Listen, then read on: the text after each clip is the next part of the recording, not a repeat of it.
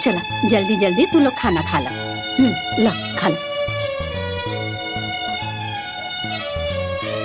ला ला अरे ला।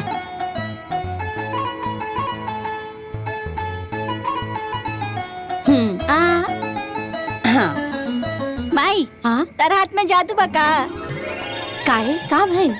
जब तू अपन हाथ से खाना खियावेलू तो खाना के स्वादे बढ़ जाला। हट पागल। ये हमार बिटिया खाई ला। हाँ माई हाँ? जब हम बड़ होखेम तो तोहरा के कोनो दुख दर्द ना होखे देम, तोहार सब परेशानी दूर कर दे। भगवान राम नियन तोहार हर एक बात मानब, तोहार परछाई बन के रहब, एगो बड़का घर बना के तोहरा के महारानी जैसन रखब। अरे हमार लाल, हमार बेटा। 4 5 6 7। चलो जा जा, तार काम हो जाई। चलो निकलो जा। जी धन्यवाद। ईश्वर भैया, हमरा के भी शौचालय की जरूरत बाटे। बकलोल बुझले बड़ा हमरा के हैं? ई तार सरकार मौसा है कि तार 2 साली शौचालय बनवा दी। अरे तू अपन बाबूजी के नाम फाड़ के लेल बड़े तो तोरा के शौचालय मिल जाई। जानत रखी ना कि जेकर नाम पर होला राशन कार्ड वही के शौचालय मिलेला। उ सब छोड़, पैसा लेल बड़ा ना भैया, पैसा नहीं खेली तो का करेल बड़ा। चल भाग। सब के हमार बात ध्यान से सुन ले। जेकरा लगे पैसा बाटे ओकर सोच भाई सरकार पास कर, ऐसे कि एकरा ऊपरों भी हमारा देवे के पड़ेला, जवाब माल देवे के पड़ेला। जब हमारा के देबा जा तबे ना हम आगे देम। बेटवा हमारे खातिर भी शौचालय पास करा दा।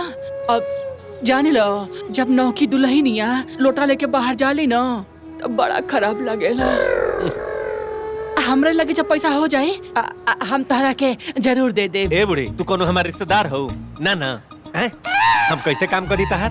तू अगर हमारे रिश्तेदार भी रहतू ना तो हम तारा से पैसा लेती। सुनलू है ना, इतना लोगन के भगई है ना। चलो जैया होई पैसा तहिया तार शौचालय बन।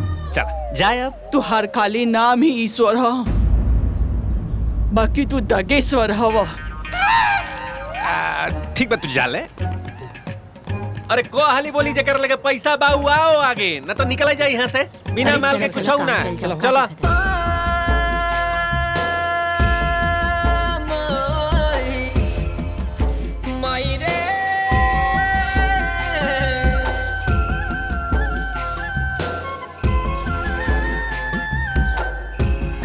अरे छोड़ दे बिटिया।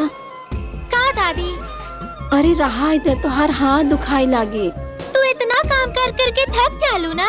अब माई ता कुछ काम ना करेली, अब तू इतना काम कैसे कर ले लू? हमरा के तो समझ में नहीं के आवत कि तू ये घर के मालकिन हो कि नौकरानी।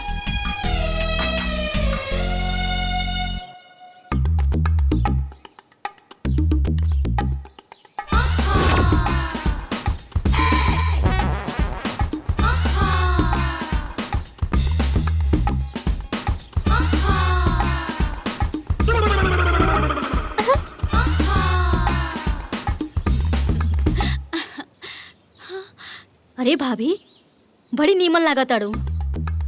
तोहरा आगे तो हीरोइन फेल हो जाई। ब्यूटी पार्लर से आओ तरू का? अरे भौजी, ब्यूटी पार्लर ना होला, ब्यूटी पार्लर होला। अरे हाँ वो मारे वो है, हमने कहाँ से बोले आई। और हाँ, कमर में नींबू मिर्चा लटका ला, नहीं तो केहू के नजर लग जाए। और ये टाइम डाइन जुगिन के बड़ा पहरा चलता।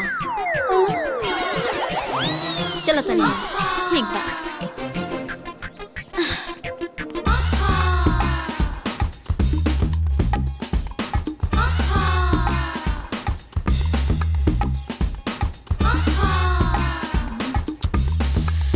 ए दुल्हन, जौन शैम्पुआ काले रहनी है ले आइलू हा। अम्मा जी पैसा ना रहल, यही से ना ला पवनी। अगला हफ्ता ले आई।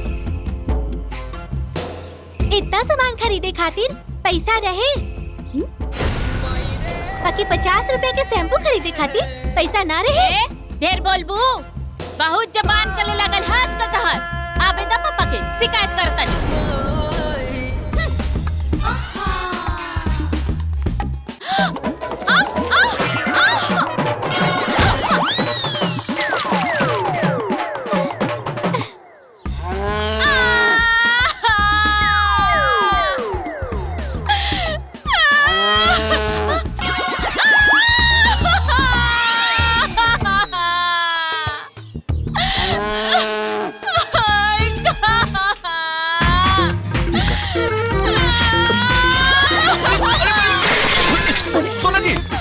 जी अरे कुल कैसे भइल देखी ना जी हमर कमर टूट गई करे भाई यही बार लिपाई पताई करे करला तारा के हैं बेटा लिपे खाते दुल्हन कह ले रहली है। हमार कमर बहुत दुखाता जी सुनो आराम से देखी ना जी 6 महीना से ब्यूटी पार्लर खातिर पैसा जोग के रखले रहनी है कोला कौन बात भौजी सही कहत रहली है नींबू मिर्चाई लटका के चले के जाए डाइन जोगिन के नजर तो हमरा घर में बा हमरा सोना जी नियर मेहरारू के चेहरा तू गोबर जी नियर कर दी समझ आराम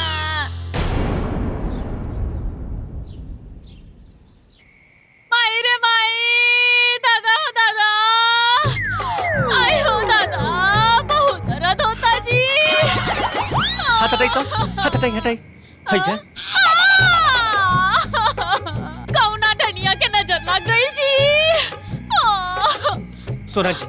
सोना जी आप आराम से रहे देखिए हमरो के बहुत दुख होता है आपे तेरे मत करी था पता बा डॉक्टर कहले बा खूब बढ़िया से सेकाई करब न तू देख लिया काल ले आपके आराम मिल जाए हाय जा हाँ स्वामी जी हाँ सोना जी डॉक्टर के दवाई से ना राव से काई से खूब आराम मिला था स्वामी जी रवा हमसे बहुत प्यार करेनी ना तनी गोड़ दबा दी गोड़ दबा दी स्वामी जी बहुत दुखता रुका 2 मिनट रुका बताओ हाय जा ठीक बा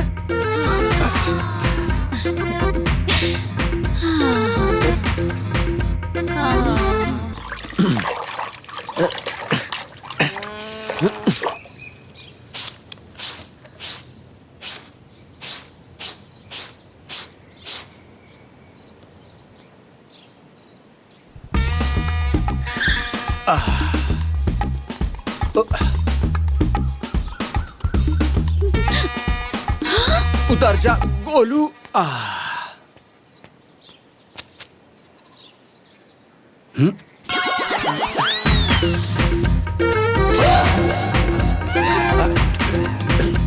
साला के पलट गइल काया धोवाता मेहरारू के साया छी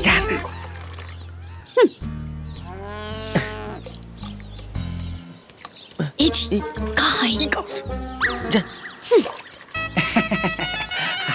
सासू माँ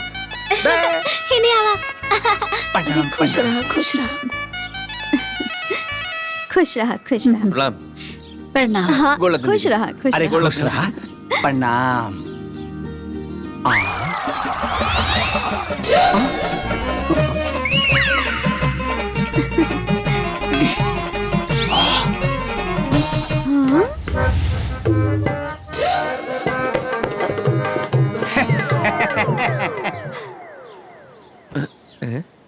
खाली गाना वे सुन ले रही हो आज तो देखो लहली एगो नीमुआ 2-4 गो मिर्ची लटका कमरिया में ए सरहजी गौवा में डाइन और जोगिंग ज्यादा हो गई बड़ी का दुआरी पर लटकावे वाला चीज कमर में लटके ले बानी जी मेहमान जी भगत जी कहले रहले कि रिश्तेदार के रूप में डाइन जोगिन आई रिश्तेदार से बच के रहे के बाद ए दुल्हन तब तू अपन तनी भाई भौजाई से भी बच के ही रही है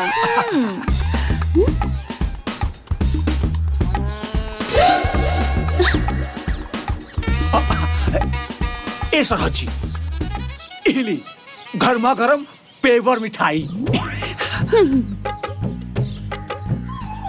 ई का मेहमान जी ई आधा किलो मिठाई लैला से बढ़िया तो रवा खाली हाँ तैती चाट के छोड़ला से तो बढ़िया रहे कि खैती ना ए सरहजी ई मिठाई खातिर 2 घंटा हलवाई के पास लाइन लगावे के पड़ल हो तब जाके मिठाई मिलल हो ई मामूली मिठाई ना हो अरे ई सब बात छोड़ी गर्मा गर्म खाना बना दी, बड़ा कौस के भूख लागल बा।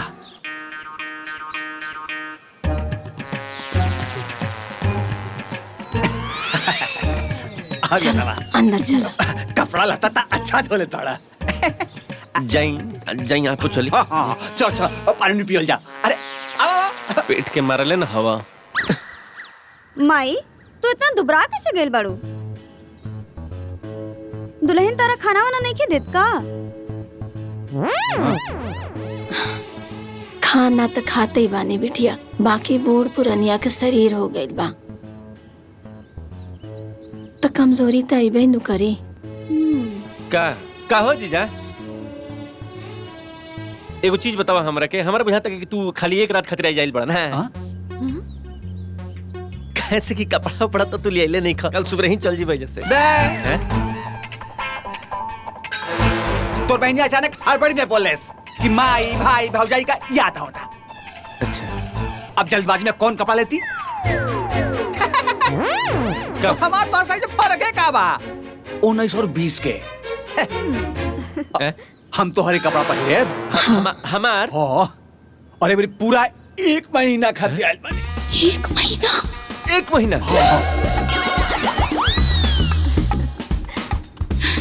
अनकर के दाना हाथ लगा के खाना।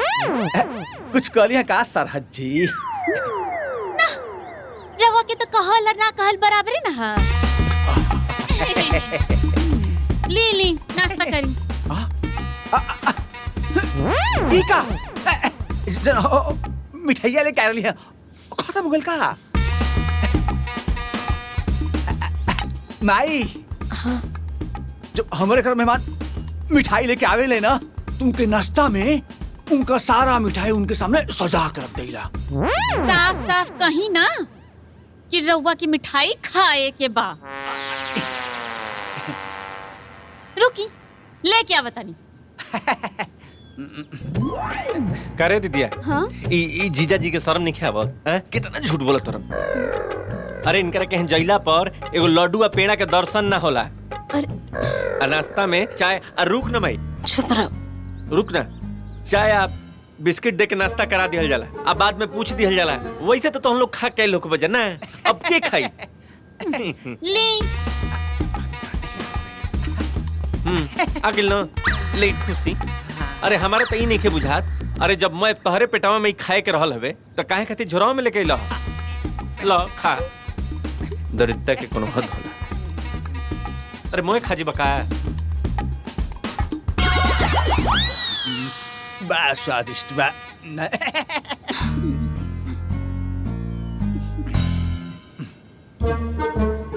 साले साहब जी हमारा तो थोड़ा चख ले। अच्छा थी अकेला फिर एक बात कही, एकदम पेवर घी करल है।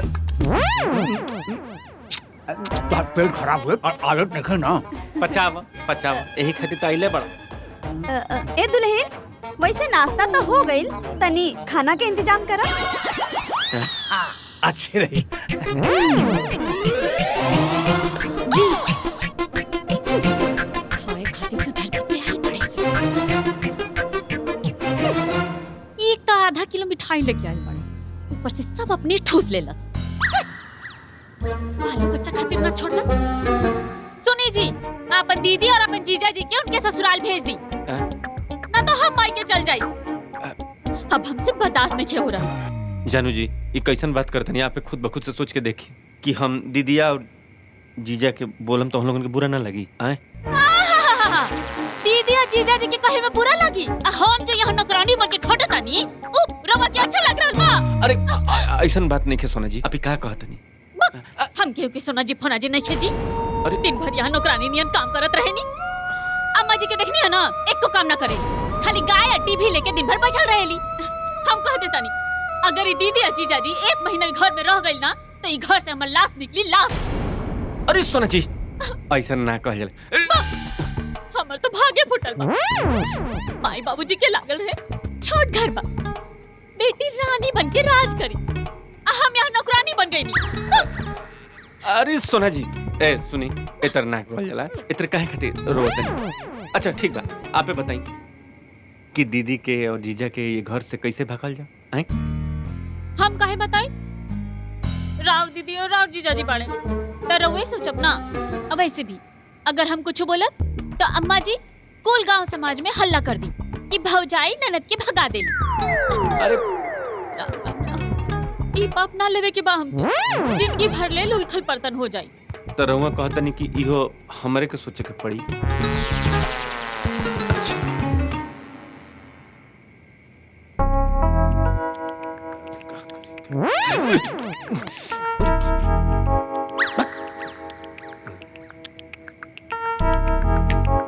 आइडिया सोना जी सुनी एगो बहुत जबरदस्त आइडिया है बा। सुनी आप जौन जल्दी खाना बना दिला वो खाना के आप देर से बनाई। सही में दाल बनाई तो तरकारी ना, तरकारी बनाई तो दाल ना। और जब सारा खाना बन जाओ तो ऊपर से दे मिर्चा, दे नमक, दे मसाला, ठूस ठूस के चाप के डाल। हाँ। अरे ना मिली अच्छा खाना तो ना रही जा ठिकाना। सुनी अरे जब खाना में ना बढ़िया मिली तो रहबे ना करी हसन, आना ही हसन, नाम ना ली हसन फिर आवे के। कैसा लगा? हम तो सारा माता। अच्छा ठीक।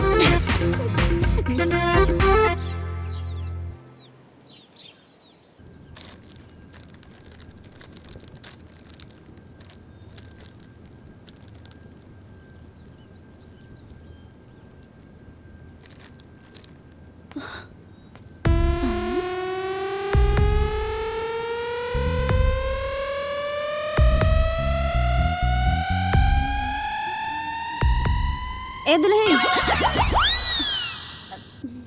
चाय दा। चाय तो खत्म हो गई दीदी। तो ठीक बा फिर से बना दा, तब तक हम मुंह धो के आवतानी। चाय में तो टाइम लागी दीदी। अरे हम चाय बोल ले बानी, बीरबल के खिचड़ी ना जे टाइम लागी। चाउर चढ़ा देले बानी ना दीदी, यही से चाउर उतार दे फिर चाय बना दे। ठीक बा चाउर तनी गील पकइहा। जौन तरह से तू चावल बनाव तारू ना ओकरा के बहुत चबावे के पड़ेला और बाद में पेट में जाके चुभो करेला। और चावल पका के हमार चाय बना के रखिया, तबले हम नहा के आवतानी।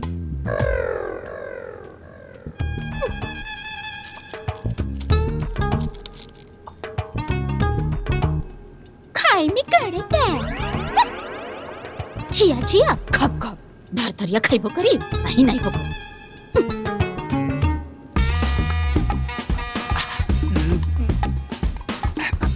ए सरहद जी अरे खाना बन गल बता निकाल देती, बड़ा कौस के भूख लागल बा। सवेरे से 15 बार वो पूछ चुकल बनी खाना बन गईल खाना बन गईल। अरे सवेरे सवेरे खाए के इतना आदत बा तो घर से कुछ बनवा के लेके आए के चाहत रहे ना। अभी 3 घंटा लागी। 3 घंटा? अरे सरहद जी आज दाल भात तीजा पत्थर को बना था का? अरे इतना देर में तुम्हारा प्राण निकल जाई। अरे बब्बा बब्बा, अरे दादा हो दादा, दुनिया में सब कुछ देखली लेकिन ऐसा ससुराल ना देखली। कुकुर नियर इज्जत बा, कुकुर नियर। अरे बाबा हो बाबा, अरे दादा हो दादा, प्राण निकल जाई, अरे प्राण निकल जाई बाबा। कुकुर नियर इज्जत। मुंह साफ कर।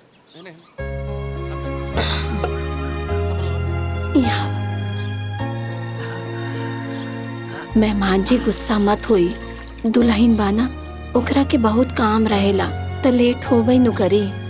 ली दूध पीला से ना ताकत होला। तोहरे मुंह देख के आ जाइला न तो झाके भी ना आईती। ली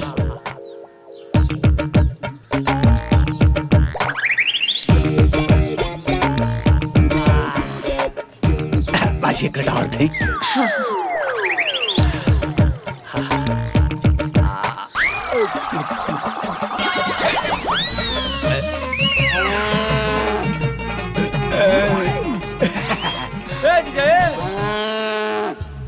अरे कांच दूध खाली ढकेल बा ना पेटवा में गैस हो जाई बुझाइल। अरे अरे भूखे मरला से अच्छा बा कैसे हो जाए। ए भाई और दे हाँ हाँ और अब छाई हम देख ले सब, हम सब देख ले।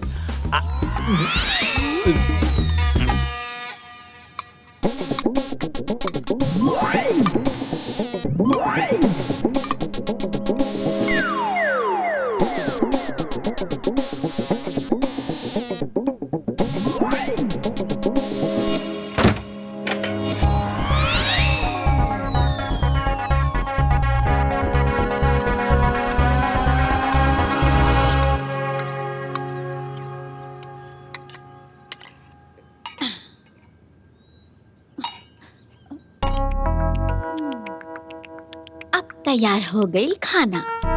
कुकुरनियन हालत तो अब हुई। मेहमान जी घर से भागे खातिर तैयार हो जाएं।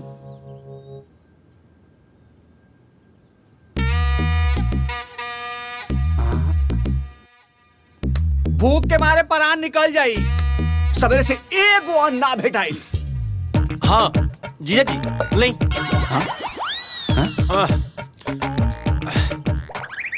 क्या भाई? साले साहब खाना लाइए, पानी नहीं। भूख लगा है, पैखाना नहीं। का खाए के टाइम कुछ भी बोलेला, जाके हाथ मुंह धोआ। ए हेलो, सवेरे से हाथे मुंह धोआता। ले वहाँ दे। थोड़ा तू भाई बहन लोग हाथे मुंह धोआत बाड़ा। हाथ धोला मुंह धोला, खाना ताइबे ना कइल। अरे सरहद की आवाज त लगावा। आवत हुई खाना। सरहद जी खाना बनावे में बड़ा टाइम लागेला, लगाता हमरा खातिर कुछ स्पेशल बनावत रहली हां। स्पेशल बनावे खातिर घरवा में स्पेशल सामान तो होके के चाहिए ना। अन्नपूर्णा मैया की जय हो। ए सरहद जी, अरे लागा तक गलती से कहिया खरवा हमरा सामने परोस देले बानी। इंसान से बची तब तो गाय के मिली ना।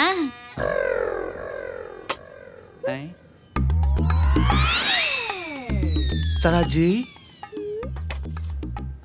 ई कौने स्टाइल का खाना हा हो, और ये खाना बनावे में इतना समय लागल हो। अब दीदी तो कहले रहली ह कि चाउर थोड़ा गीले रखी हो। अरे त हम तनी सुन गीला करे खातिर कहने रहनी हा, चमत्कार करे खातिर ना। माई, ए माई तनी हेने आवा तनी। का भाई? अरे जे हमरे घर में कुकुरो ना खाला, वो खाना हमरे पति देव के मिलता, देख ले। दीदी अगर हमरा हाथ के खाए में इतना दिक्कत होता ना तो अपने से बना ली। नहीं। अरे देख बबुआ, देखा तर अपने मेहरारू के तेवर। हाँ देखा तनी भाई, देखा तनी। अरे तू तो यही घर के न हो, तू ही काहे नहीं खूब बना ले जौन खाए के बताओ। हाँ कि ना बना ला खुदे। सुनो जीजा, सच बताई तो हमारा मेहरारू के हाथ के बनावल खाना हमारा बुझाई दे ना। अरे सोना जी आवत है। बेटा तू 10 मिनट रुका, हम अबही तोरा खातिर खाना बना के लेके आता नहीं।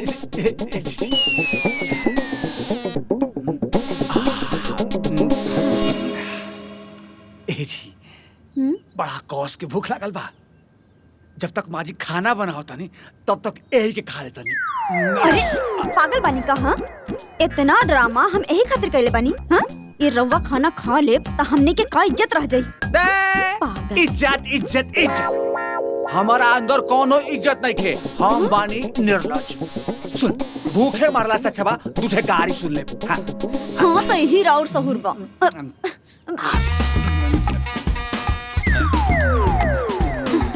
जौन बात जैसन बा ससुराल का माल बा।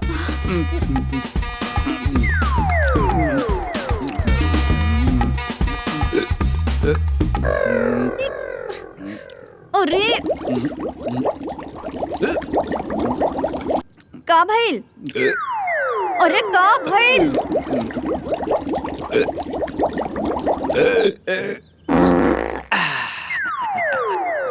कुछ ना। का भइल?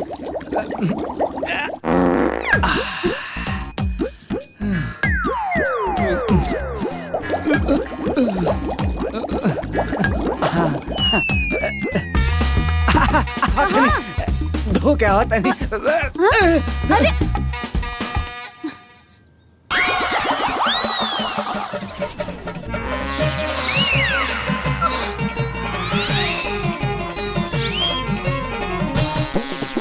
अरे बाप, ये कौन चुटुम हो गई हो दादा? का हो मामी? ई खनवा काहे छिपा के रखले रहलू ह? ई खनवा बड़ी नीमन बा। अजन हमारे पापा जी के देले रहलू, वो खा के उनकर पेटवे खराब हो गइल। नानी, मम्मी, पापा जल्दी आवा लोग। अरे ढोलुआ का भाई ई मामी अपना खातिर नीमन नीमन खाना छिपा के रखले रहली ह। हमरे पापा के मिर्ची वाला खाना खा के उनकर पेटवे खराब कर दिहली। ना, ये तो बासी खाना रहल। हम सोचने की जीजा जी का बासी ते बासी खियाई। यही से का हो मामी, झूठ कहाँ बोलत पड़ू? ई खाना तो बड़ा गरम बा, स्वादिष्ट बा। वो गरम इतना तेज गर्मी पड़ता है, सूरज भगवान इतना तेज गर्मी करता है, खाना गर्म हो सकेला।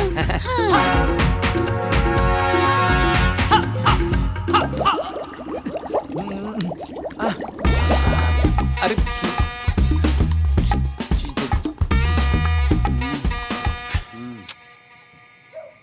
जानू जी, सोना जी, हई खाना खाई ना, आई खाली पेट ना सुतल जाला। हई लेता, हे मुंह बैठा, मुंह भाई। हाँ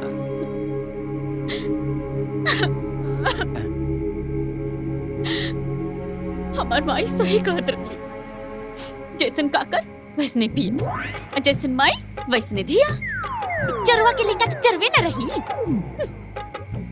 एक तो खनवो खा गई, सबकी चिल्ला चिल्ला के घर वालन को बुलाई लो लेलस। भगवान करे बात की जैसे नौकरों भी पेट खराब हो जाए। सोना जी, मैं भी बढ़िया खाना है। सोना जी, सोना जी, गुस्सा थूक दीता, शांत हो जाइए एकदम ता, शांत हो। अब हट जी। जब गलवा घर में घुसल रहे तो रवा तो यह रहनी ना? हाँ, कहाँ रहनी रवा? अब तो गांव में सब यह कहे कि भौजाई अपन घर के दामाद के मरचा और पानी वाला खाना खिलाओ, और अपने खाए खातिर बढ़िया बढ़िया खाना छुपा देली। ई घटिया आइडिया रउवे रहल ना? हाँ, करवा देनी ना बेइज्जती, खुशबानी ना। खाई, अब खाई खाना। सोना जी, अब खाई तो। ठक दी किससे, ठक दी। अच्छा, एक हम ना खाई। सोना जी खा ली।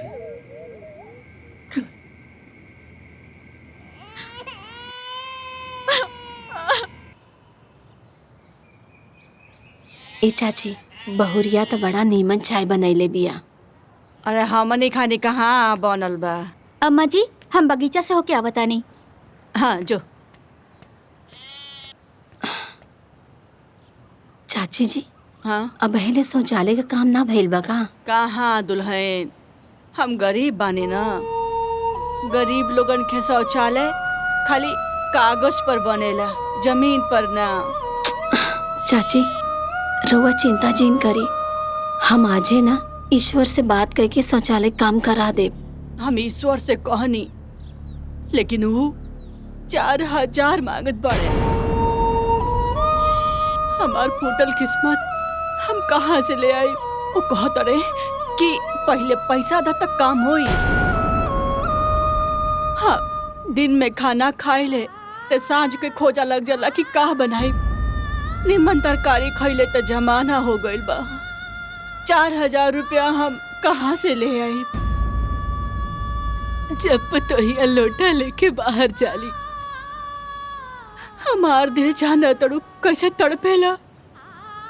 भगवान के ये मंजूर बात का करी। चाची, रउआ चिंता जीन करी, आप भी समझी कि राउर शौचालय का काम हो गए। हम आज ईश्वर से बात करके ना करा देबे। और राहुल हमरा ऊपर बहुत उपकार बा, और ये हाथ जोड़ के हमरा के शर्मिंदा मत करी। हाँ, खुसरा। अच्छा, हम चलतानी। अच्छा, नमस्ते।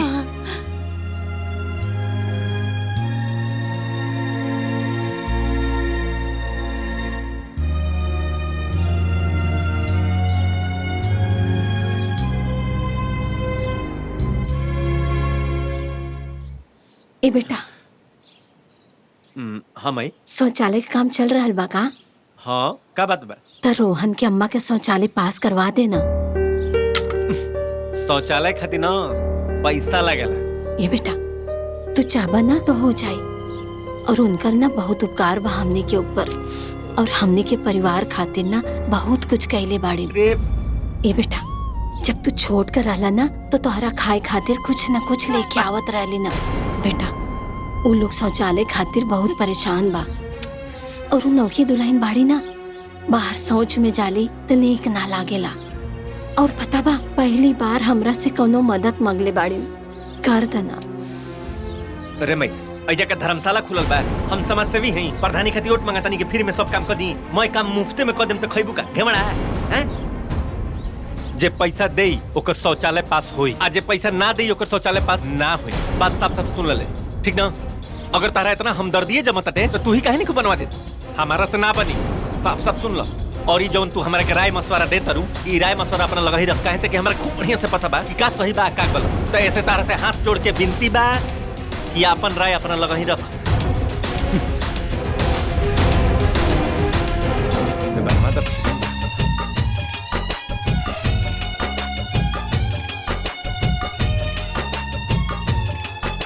माई, जब हम बड़ होखे तो तोरा के कोनो दुख दर्द ना होखे देम, तोहार सब परेशानी दूर कर देम। भगवान राम नियन तोहार हर एक बात मानव।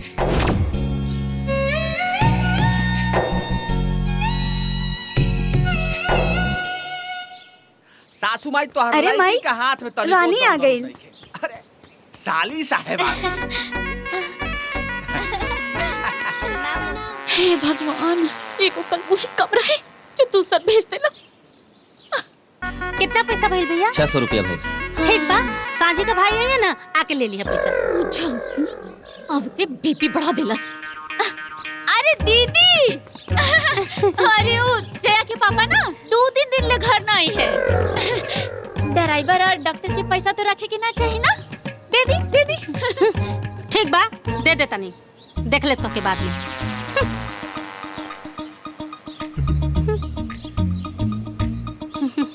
ला भैया। धन्यवाद मैडम। अरे साली साहब। दीदी खुश रहा, खुश रहा, खुश रहा। कैसे नाम? माई, प्रणाम माई। बिटिया, कैसे माई?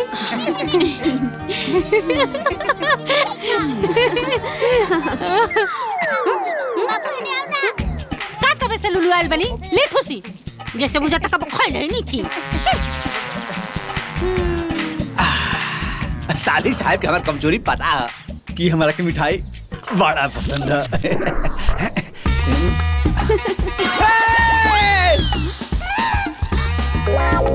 ई का मजाक?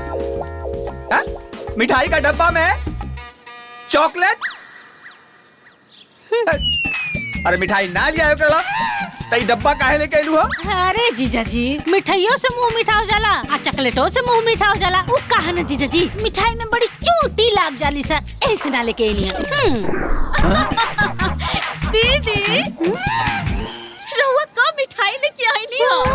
कब हमें चुटियों लग गई। देखा तारे माई, अब हमारे मिठाई ना लियोले पे भी सवाल उठाता। सवाल नहीं करो तानी दीदी। बाकी झूठ सच तो नहीं बोले के ना, केहू मिठाई लेके आवे तो कुल ठूस जाइले, केहू मिठाई के नाम पे 2 पैसा वाला चॉकलेट लेके आवे। कौनो बात नहीं खे, हम चकटो से काम चला ले। अरे छोड़िए।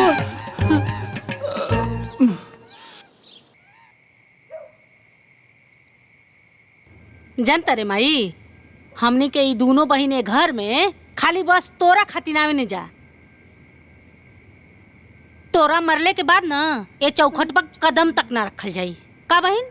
हाँ बहन, बियाह के बाद ना हमनी के भाई तो एकदम बदल गइल बा। पहले हमनी आवत रहनी कितना आदर सत्कार होत रहे, और अभी देखा ढंग से बातों चित नहीं खे करत लोग। हमरा तो लागत आ कि छोटवा के मेहरारू ओकरा के कुछ मिला के खिला पिला देले बा। हाँ, ओही से ऊ ओकर बस में हो गइल बा। हाँ। देखा तारे ना, हाँ? मेहरारू के भक्त हो गइल बा ऊ। हाँ माई, जब हमनी के बियाह खातिर देखे गए जा, कैसे गाय बन के बैठल है, जैसे बुझाओ ओकरा कुछ पत्ते नहीं खे। तू ये देख के फंस गईलू। का कहत रहलू? ओकर नाम लक्ष्मी बा। तब बहुत गुणवंती हुई। कितना गुणवंती बिया, आँखी के सोजा असली रंग दिखा दल ना।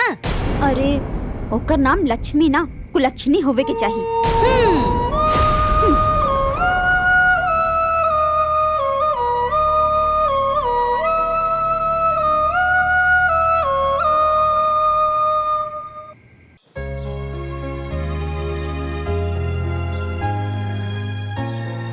जय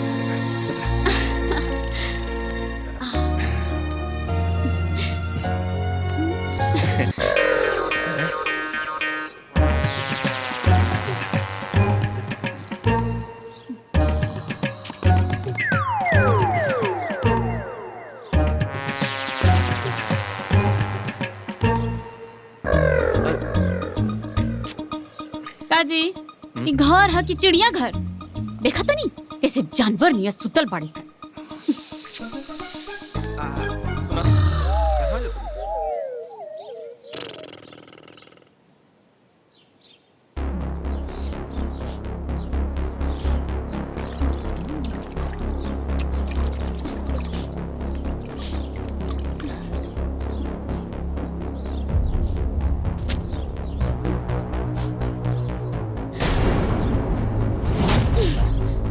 दुल्हन भइल का?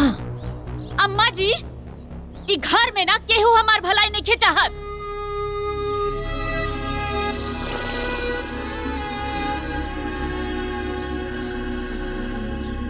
सब केहू चाहेला कि हमके बेटा ना होई, है ना? हाँ? चल। अरे डाइन भी साथ घर छोड़ के डसेली। यहाँ तो सब राक्षस बड़े राक्षस, सब हमरा पीछे ही पड़ल बाड़े। हम रउआ के कहले रहली ना जी कि हमके नैया छोड़ के आई। हाँ, अब हम ई घर में 1 मिनट भी ना रह। दुल्हन साफ साफ बतावा ना भइल का? बतावे लायक तो कुछ बचले नहीं खे ना अम्मा जी। पंडित जी कहले रहले ना कि 1.25 साल तक ई घर में मांस मछली ना आई। तो कहाँ आइल बा? आइल और बिलाइयो गई। हाय देखी।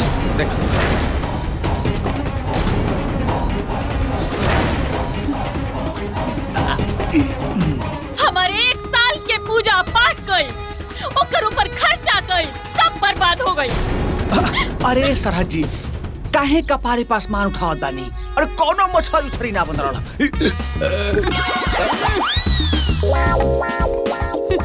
मंदिर करे नहीं जा महाराज। खा भी लेनी, आज झूठा बोलता नहीं।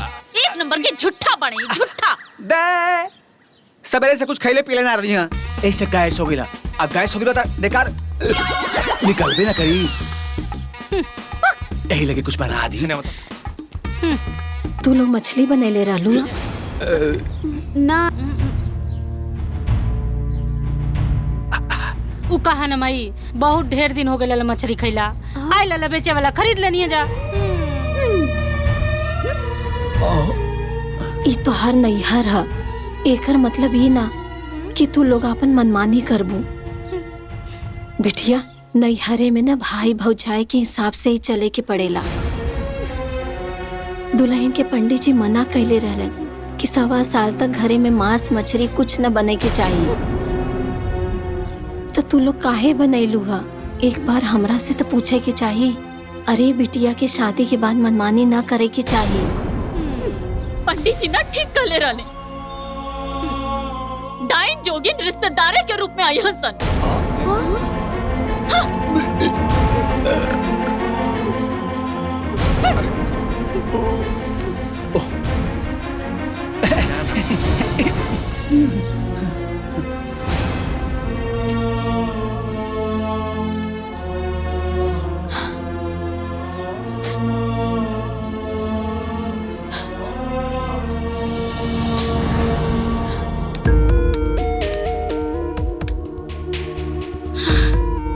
हे भगवान, ये घर में शादी करके बहुत बड़ गलती कर देनी है। एक को पैसा के सुख तो नहीं खे, नौकरानी बन गल बानी वो अलग।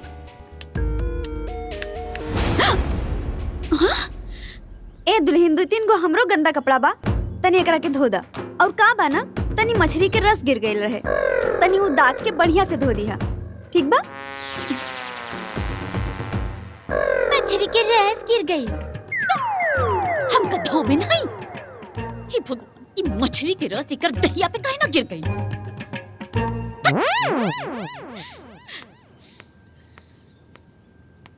अरे दुल्हन, सुबेरे सुबेरे कपड़ा धोए बैठ गइलू। पहले खाना पीना बना लेवे के चाही, अबेर हो जाला त खाना ना खावाला दुल्हन। दीदी रवे भी तो बैठ लेना बानी, बना ली खाना। अरे दुल्हन, बेटी कुल किचन में जई हां त शिकायत न होई। आ तू कहे लगबू कि दीदी अब किचन रसोईयो घर में ताक झाक करे लगली, त यही से हमनी के ना जा जाई, ठीक ना? और एगो बात सुनो, माई पूछी ना कि कहाँ गइल बिया त कह दिया कि पिंकी के फोन आइल ल गइल हिय, ठीक ना? जातनी। अरे भुलाई गई हां। सुनो, हमरो दुगो कपड़ा बा, लिया तनी उहो धोला, तन चिकन से दिया, ठीक ना?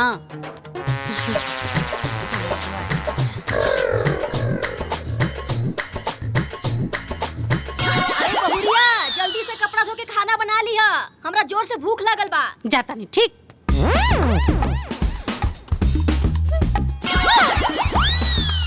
ये दोनों बहिनी घर में रही तो ये घर से हमार लाश निकली, लाश।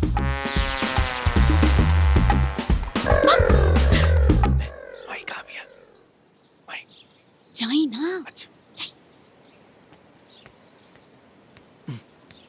ई बुढ़ापा में सोई में धागा नहीं खिंचात, लागत आँख कमजोर हो गइल बा। रे माई, तोर आँख कमजोर नहीं खे भाई, तोर दिमाग ना एने ओने खाली दौड़त है। ओकरा के एक जगह करू, सब ठीक हो जाई। ए माई, हाँ एगो बात बोली। हाँ बोल। हमार प्रमोशन हो गइल बा। हाँ रुक जो, ले ये 200 रुपया ले और जाके डॉक्टर के दिखा दे, ना तो बीमारी बढ़ जाए ना तो ज्यादा पैसा लागे। अरे प्रमोशन कहत नहीं, प्रॉब्लम नहीं कहत कि बीमारी बढ़ जाई। अच्छा, प्रमोशन के मतलब माई, पहले हम गांव में घूम घूम के करत रहनी, हाँ अब हम कई गो जिला में घूम घूम के काम। ए बेटा, ये तो बड़ा खुशी के बात बा ना। हाँ माई, खुशी के तो बात बाटे, पर एगो समस्या भी बाटे माई। समस्या? कौन समस्या? माई का बताई, प्रमोशन खातिर 60,000 रुपया चाहिए। 60,000? ए बेटा, इतना पैसा तो हमरे लगे नहीं खे। अरे ना माई, ऐसे मत बोलो। ए माई,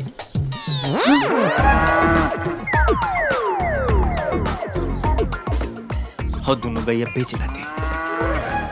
वो दोनों गाय तोर बड़की बहिनी का ते ब्याहे में वादा कैले रहले ना देवे के, हमने के कैसे बेच सकेले ओकरा के? अरे कैसे ना बेच सकेले माई, काहे? काहे से कि उगाए पर हमार हक बा और हम उगाए ना बेचब। दीदी रउआ हक के बात तो ना करी, गाय के पोसनी हम, रउआ का अन्न दाना के लिए को रुपया देले बानी, गाय पर हक का?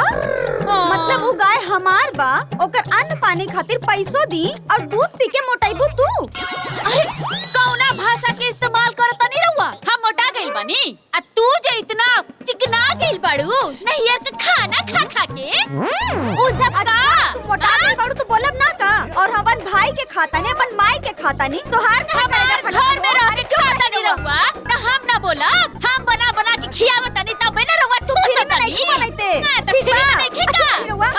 हमार पति के हा, हमार ससुराल के हा, तू जा अपन ससुराल में। ए हमरा से होश में बोल तू। काहे के होश में रहब हम?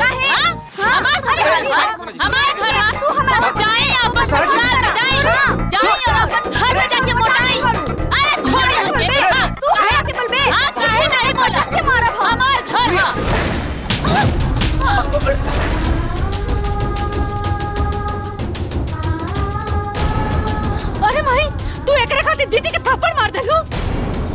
दीदी का का गलती रहे?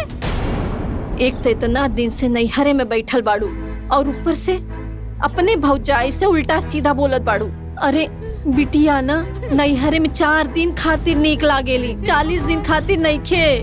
तनिको तोरा देह में लाज शर्म होखे ना तू दोनों जन चल जाए जैसे। वाह माई वाह, आज ले तो सुन ले रहनी, बाकी आज देख लेनी। अरे हमनी दोनों बहन ना ई घर में आत रही तोहरा खातिर, ना तो हमने इज्जत थूके ना आई। और तू देखा देलू कि शादी के बाद नैहर में लड़के के कौनो इज्जत ना होला। और ई भौजाई केकर होली सन जे हमने के होई। तू आज बहुत अच्छा कहले बाड़ू, बाकी एक बात याद रखिए, तू ना आज के बाद हमने खातिर मर गइल बाड़ू। जैया बेटा पर तो लात मार के निकाल दिया ना, वो अकेले हमनी के कीमत समझ में आई। ये जान ले तू और सुन ले एक बात कान खोल के, हमनी खातिर तू मर गइलू आ तोरे खातिर हमनी के। चल दीदी चल। अरे दीदी अरे अरे नाक बंद कर रे।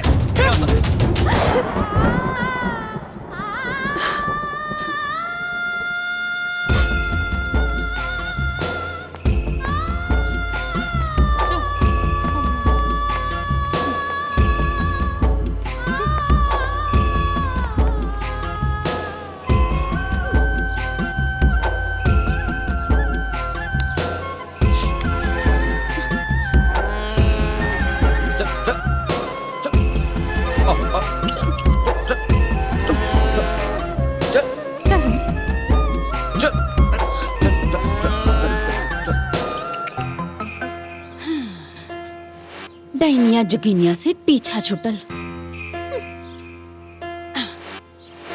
अब एकरो कौनो जरूरत नहीं थे।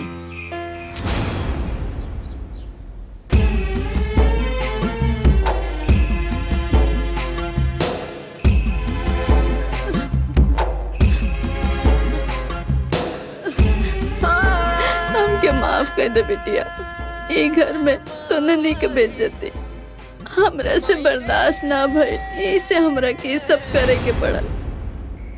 आ बता, हाँ देखा ए दुल्हन किशोरी दवा वाला से ना 1000 रुपया का दवा लेके आयल बानी, उनकर पैसा दे दिया।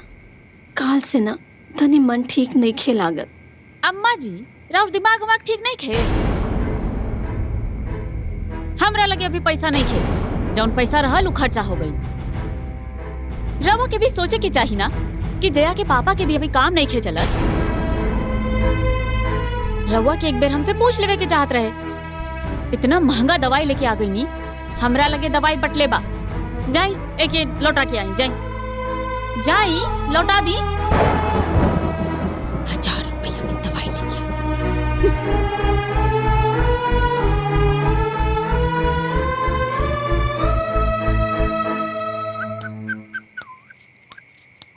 अम्मा जी भी ना बैठल खाली फुटानी करत रहे।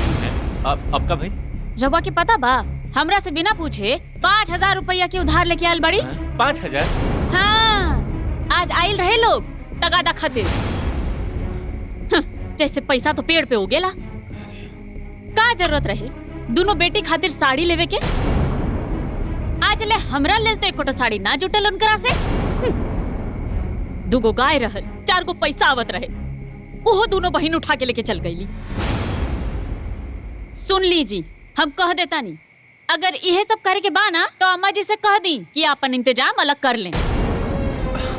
सोना जी आप खुद ब खुद से सोच के देखी, माई की उम्र देख ले बनी कितना बूढ़ हो गई बड़ी। अब ये उम्र में हमनी के उनकरा के घर से बाहर कइल जाई त ई गौवा वाला कुल मैं हमनी के ऊपर थूकी हसन। गांव वाला लोग आवेला का हमनी के घर चलावे खातिर? अब ऐसे भी माई के पेंशन से उनकर घर चल जाई।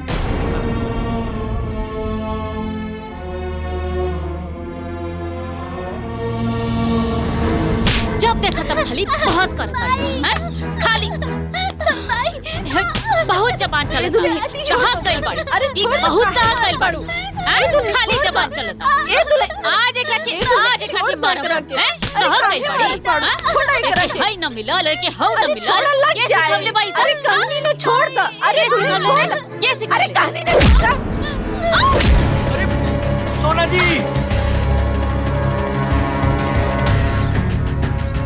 सोना जी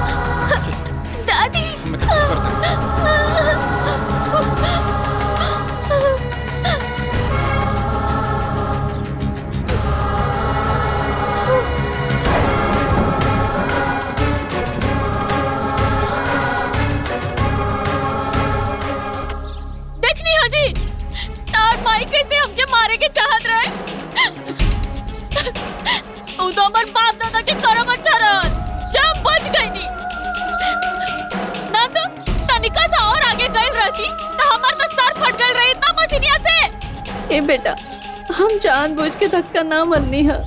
उ तो जया। बस मैं बहुत हो गई तहर ड्रामा। अरे हम शुरुए से जाना तनी कि तहरा के लक्ष्मी पसंद ना ही है। यही से तू जानबूझ के इनकरा संगे तू लफड़ा करत रहलू। और देख तोरा वजह से ही कितना खून निकलता है।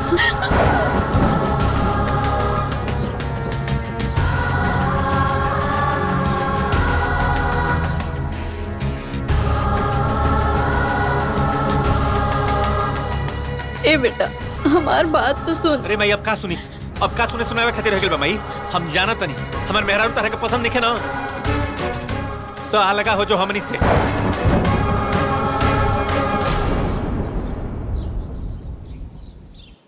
बाबू, एमे हमार कोनो गलती नहीं खे। ना माई, एमे तोर कोनो गलती नहीं खे। अरे एमे गलती हमार बा कि हम तारा कोख से पैदा लेके। अरे बचपन से लेकर आज तक ले हमरा का मिला? सिर्फ दुख और वैसे भी माई तू आज तक ले का के लिए हमरा खातिर बोलू। वाह बेटा वाह, जौन माई पूरा जिंदगी तोरा के पाल पोस के बड़ा कैली, आज तू बड़ा हो गईला तो ऊ माई के कहत बाड़ा कि तू हमारा खातिर कैलू का? सही है कहता नहीं, एकदम सही कहता नहीं। अरे हम मानता नहीं कि बचपन से लेकर के आज तक ले तू हमरा के पललू पोसलू। हम तारा के मेरा पालक पोषक बानी।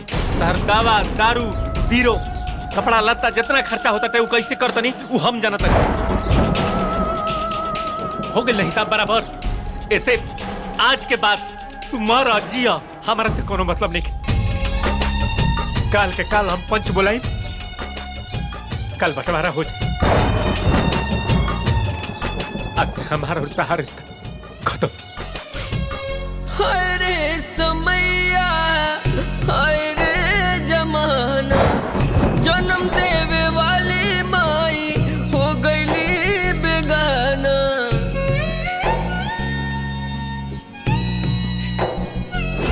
तोहार परछाई बन के रहब, एगो बड़का घर बना के तोहरा के महारानी जैसन रखब।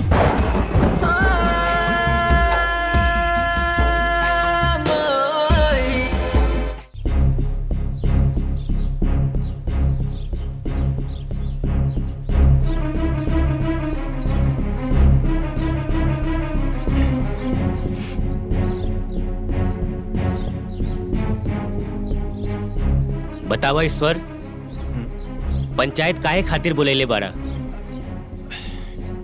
देखी राकेश चाचा, प्रधान जी, एक घर के बंटवारा कदी हमनी के माई से अलगा रहे के बाद।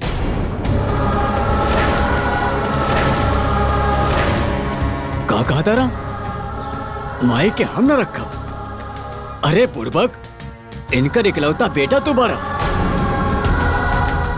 अरे मन्नी हमनी बंटवारा होला लेकिन दो चार भाई में होला। जरा सोचा, इनकरा मरला के बाद इनकरा सारा संपत्ति के मालिक क्या हुई? तू होगा? संपत्ति? कैसन संपत्ति? अरे वैसन संपत्ति में हम प्रधान चाचा ना 5 हाली आग लगा बताई। हमार मरल बाप का देख गेल बड़न ऐसने संपत्ति जो ना संपत्ति में 24 महीना पानी लगा रहला। देखी जा, हम आप लोगों से विनती करतनी कि हमरा के घर में साफ साफ बंटवारा करा दी। बात खत्म। ए ईश्वर बाबू, बंटवारा कोनो कन्या पुत्री के खेल ना है। इस सब फैसला लेवे के पहले सोचे के पड़ी। प्रधान जी, हमने के बहुत सोचला के बाद ही रहुआ के यहाँ बुलवनी है। अरे बहुरिया, ई सब के देखी, अब बूढ़ा के तन बा, वो अकेले कैसे रही? माता राम का निमन बा का बाउर वो हमनी के अच्छा से जाने ली, बुझलू? हमनी के परिवार में टांग ना अड़ाई तो बेहतर हुई। भगवान से प्रार्थना करब कि भगवान तोहरो कोई भी एगो लइका दे और तू भी ऐसे अपन बुढ़ापा में दाना पानी के तरसा, तब तोहरा के समझ में आई। ए दादी अम्मा, वो सब ठीक बटे, कुल बात में हमनी के देख लिया जाई जौन होई तो। प्रधान जी, राकेश चा, आप घर के बंटवारा शुरू करी ना। बंटवारा का करे के बा? जब हम ई घर में ब्याह करके आयल रहनी कुछ ना रहली घर में। ई कुल जो लौकता ई सब हम अपन नैहर से लेकर आयल रहनी है। तो जो हमार सामान बा वो हम रख ले, और जो अम्मा जी के सामान है वो रख ली। हो गई बंटवारा। तो फिर रवा कुछ कहे कि बा?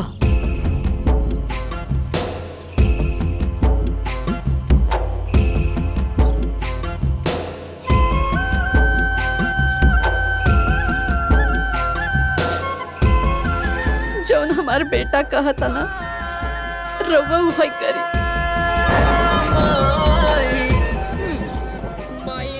सोचे के पड़ी।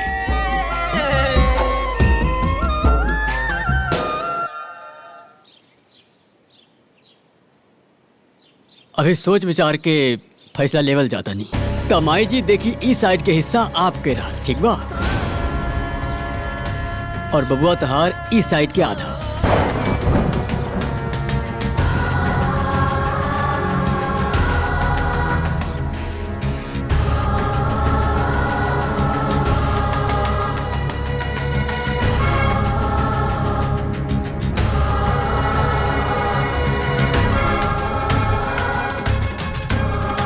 अब हमें ईश्वर से यह चाह कि घर में शांति रहे, कलह ना होए।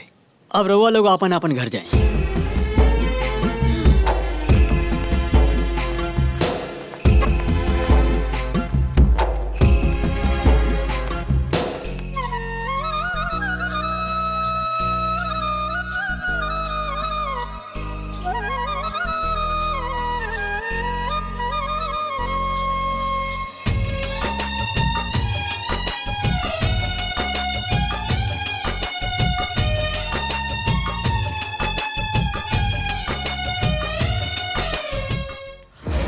अरे चलो चलो ले चलो, संभाल के।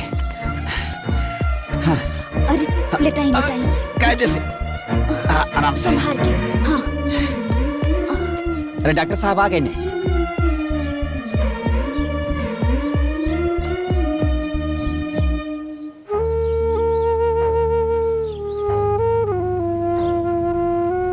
इनकरा के बहुत कमजोरी बा।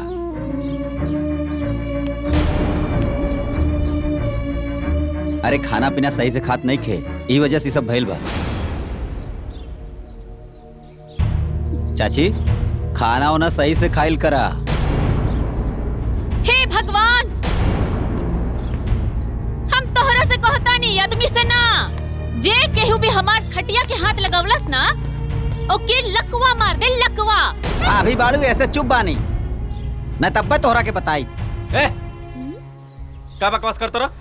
एगो तो हमार सामान बिना पूछले ले गइल हवा, आ ऊपर से हमारा मेहरारू से बहस करत रह। जेकर माई बाड़ी ओके कोनो परवाह नहीं खे।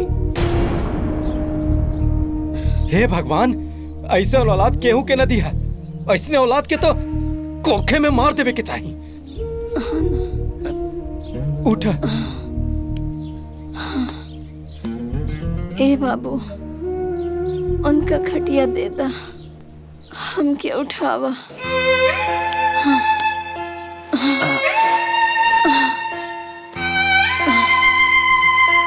चल आराम से चाची। हाँ।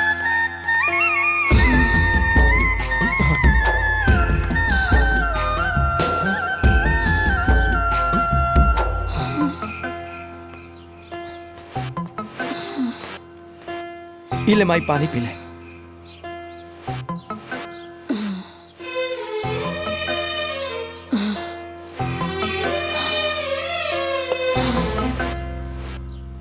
बाबू रवा लोग जाइए अपने घरे।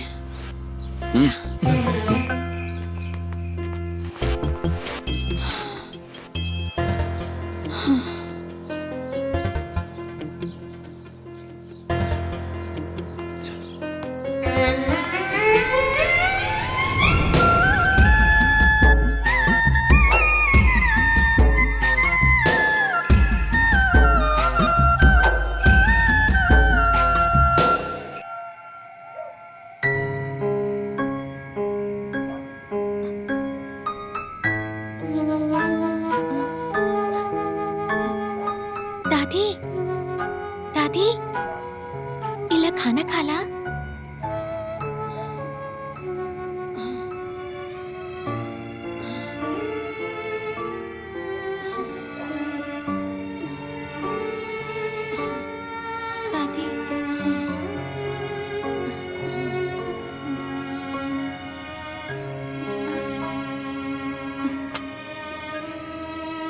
रोत काहे बाड़ू दादी? रोला से कोनो फायदा ना होई। ऊपर से लेट से खाई तो और ही तबीयत खराब हो जाए। मम्मी पापा के राउर एको चिंता नहीं खे। अभी तक तू अपन बच्चन खातिर जियत रहलू, अब हमरा खातिर। तू ही कहत रहलू ना जे दर्द के घुट घुट के जिएला वो कमजोर हो खेला, और जे दुख सहला पर भी मुसीबत से लड़ेला वो बलवान हो खेला। तू तो बड़ी बलवान बाड़ू ना, हंस दो ना एक बार।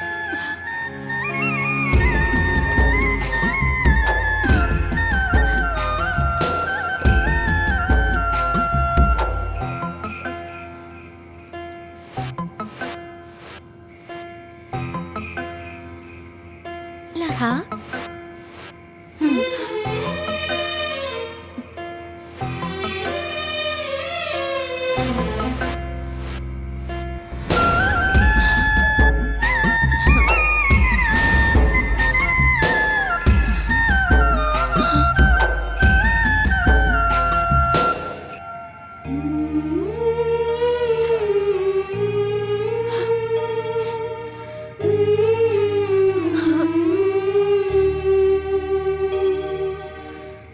मम्मी पापा बहुत गंदा बाड़े, तोरा साथे ऐसे करत बाड़े।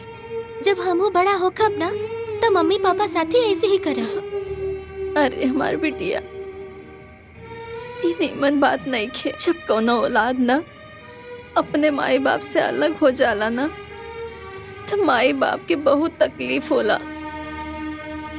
और तुहार माई बाप ना तोहरा के सब सुख देले बाड़े, और बाद में तू उनकरा के घर से बाहर निकाल देबू तो सोचा वो माई बाप के कितना दर्द महसूस होई। ना दादी, मम्मी पापा के साथे ऐसा होखे के चाहिए, तबे ना वो लोगन के एहसास होई कि वो लोग तोहरा के कितना दर्द देले बाड़े। आओ बैठा बिटिया, इस सब अपन अपन किस्मत का बात है। केकर किस्मत में का लिखल बा इस सब तो भगवान के पता बना। बस सही समय पे सही जगह पे होखे के चाहिए ना। जा जाके सोच जा, ना तो तोहार माई खोजत हुई हैं, ना तो फिर तोहरा के मरिहन। जा जाके सोच जा। ठीक बा, हम जात बानी, लेकिन तू हमरा से एक वादा करा कि तू कबो ना रोबू और पूरा खाना फिनिश करबू।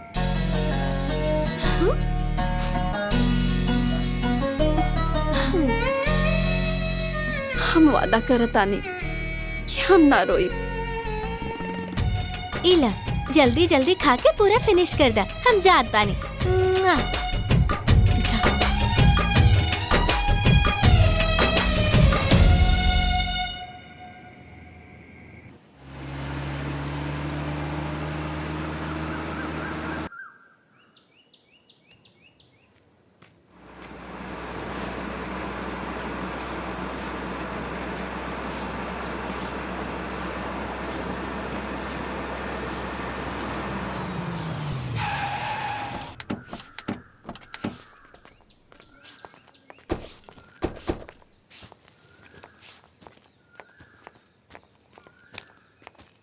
प्रणाम प्रणाम प्रणाम। बाबू साहब, रघुआ लोगन के परिचय? ये यहाँ के सरकारी अफसर बाड़े। अच्छा अब सब है, हमार बात अब ध्यान से सुने। अपना गांव में दवाई के सरकारी कारखाना बैठे जाता। अरे कारखाना जहाँ बैठी वो जमीन पहले से देख दाख के तय कर चुकल बानी सर। अब अपना गांव के घर के आदमी के बाहर दिल्ली बम्बई कमाई न जाए के पड़े, काहे की रोजगार अब अपने गांव में मिली।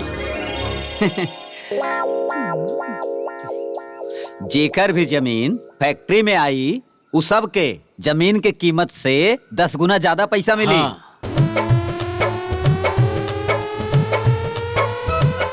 कारखाना जहाँ बैठी उस जमीन पहले से देख दाख के तय कर चुकल बानी सर। हम सोचतानी कि यू कारखाना जौन गांव के कोरा जहाँ पानी लाग रहेला हरदम 12 मास वही जा बैठी। ओकरा बगल में अपना खेत रही, खेत के खेत आबाद हुई और रोजगार के रोजगार भी मिली।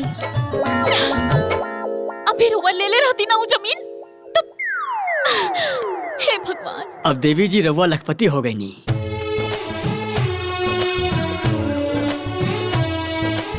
अब और बाकी के जिंदगी सुख चैन से गुजरी। वो कहावत कहलू हा कि भगवान अगर एगो रास्ता बंद करेला तो दूसर खुल जाला। अब रवा केहू के सहारा की जरूरत नहीं है।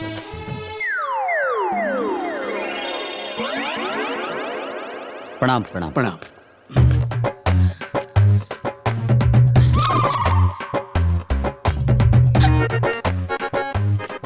ए बबलू तनी यहाँ से घर छोड़ दो।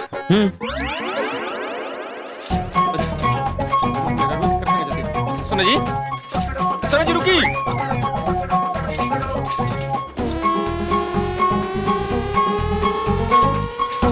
रुकिए।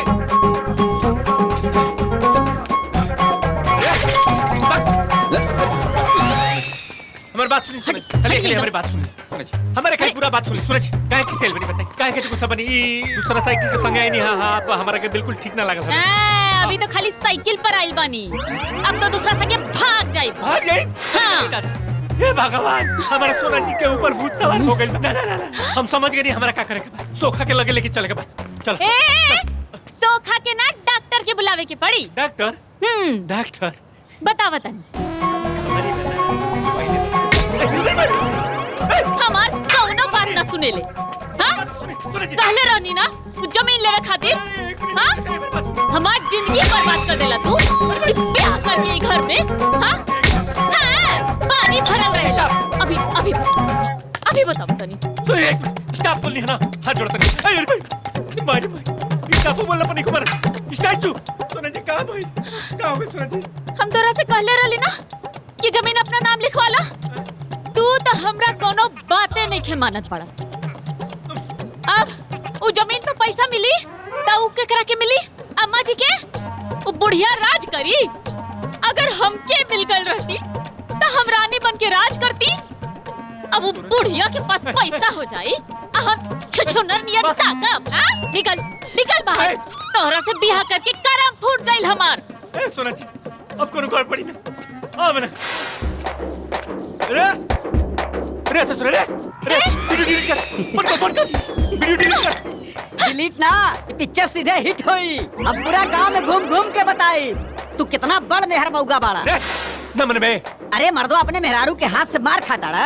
अरे तू मर्द ना, मर्दो मेहरारू के माथा के दर्द हुआ। दर्द है पूरे ही के सरवत हाथ रुक सारा। अरे रुक,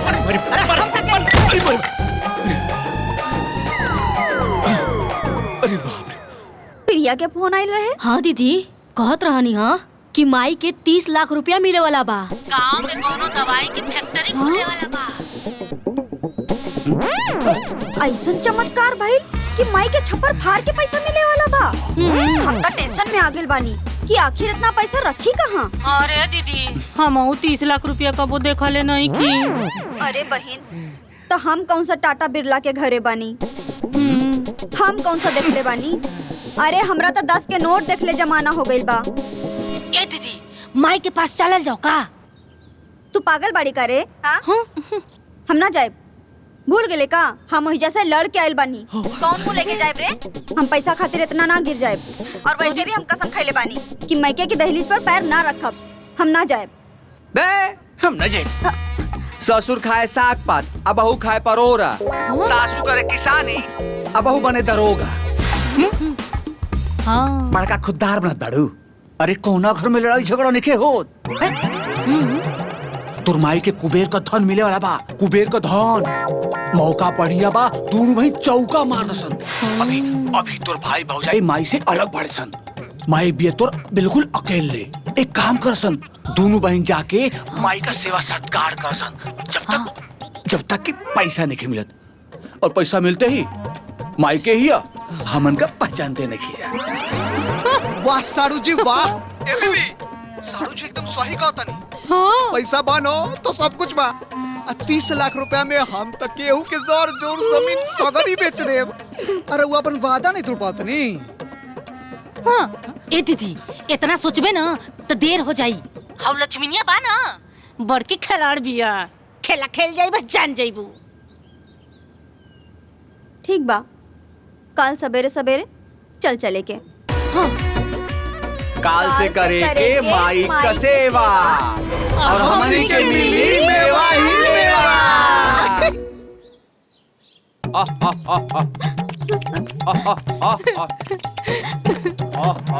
सासू जी गोड़ लगा तनी आओ तनी बा सासुआ प्रणाम पाए लगा तनी कैया बन के आओ तनी। उठा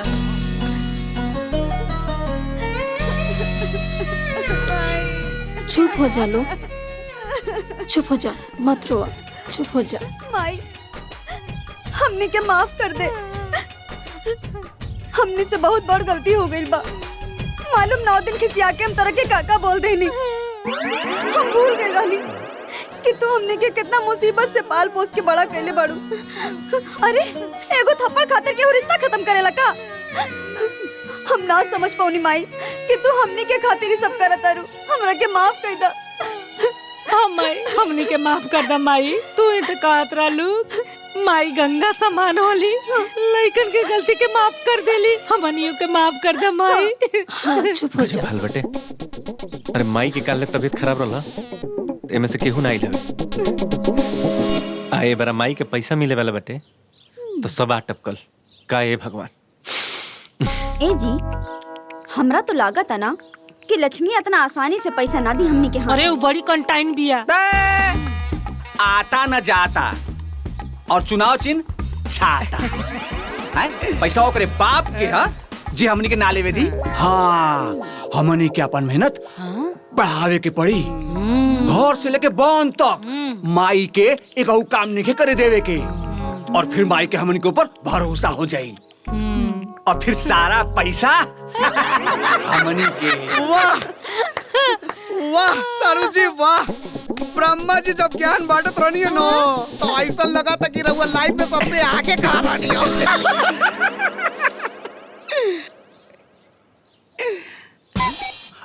सासू माई आ गई। सासू माई, ई का सासू माई घास काटे गई रही हो, हमनी करते आप काम। छी छी छी, लानत बा लानत। देख ई घास का खाची दे।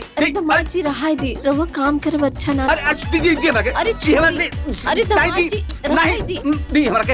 आई आई आई आई, चल चल चल चल चल आई आई आई। हाय देखी पैर कितना गंदा बा। चल चल पहले पैर धोई। चल चल आई आई आई, आराम से। दमाद जी का करत बानी? दमाद लोग गोड़ धोवेले ना तो नीक ना लागेला। अरे सासू माई करो माई से कम। ई सब रार खतरदारी ना, पैसा खतर करत बड़े, पैसा खातिर। हमारा लोल पे जाके गिरबे पोल पे। जब देखा तब लुबुर लुबुर बोलत रही है, मुहा खजुआत रहे लगा रे तोर। चल भाग यहाँ से। बच्चा ना कुछ भी बोल देला। ए पानी पानी पानी गिराओ, सारू जी पानी गिराओ। सब राउट चुप रहला की वजह से होता। अगर हमरा बात मान ले रहती ना तो आज ही दिन देखे के ना पड़त। पैसा के लोभी सब खेला कुल पैसा खातिर होता, पैसा खातिर। सास भी तो माई की तरह होली ना, अब माई के सेवा कैले में शौरम के कैसा। बिल्कुल सही बात, बिल्कुल सही, बिल्कुल सही। पोछी पोछी पोछी।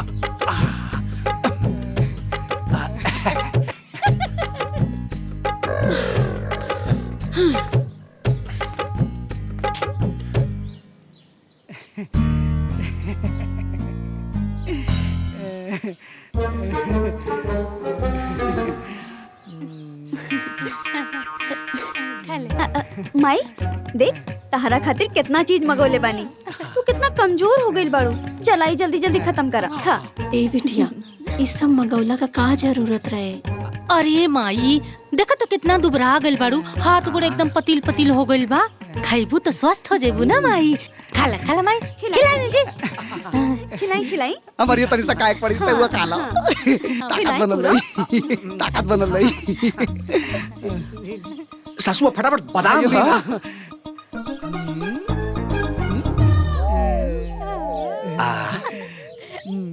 पी पी। ए माई खाना तैयार हो गइल बा। दमाद जी जाई, तू लोग खाना खा ली।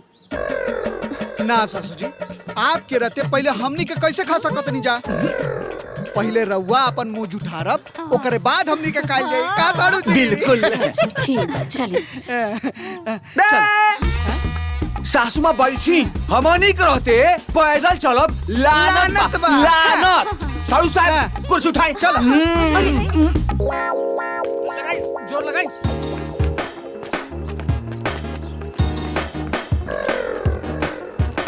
प्रधान जी प्रणाम। प्रणाम। प्रणाम। हाँ जाई बैठे खातिर खटिया लेके जी सासू माँ। हाँ, चल। चल साड़ू भाई।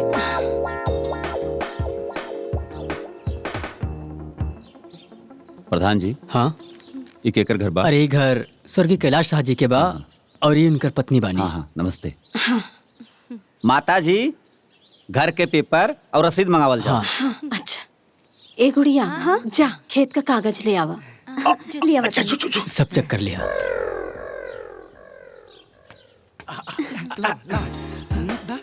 हाँ कर्मचारी जी ये जमीन के कागज बा, खाता खसरा चौहद्दी रकबा सब ध्यान से भरब। जमीन जायदाद के मामला बा।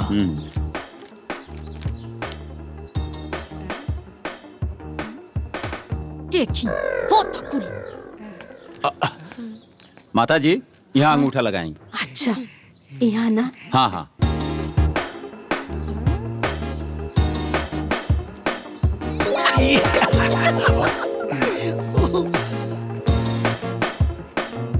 देख ली सब सही बा। मुबारक हो माता जी, बस कुछ ही दिन में आप लखपति बन जाएंगे।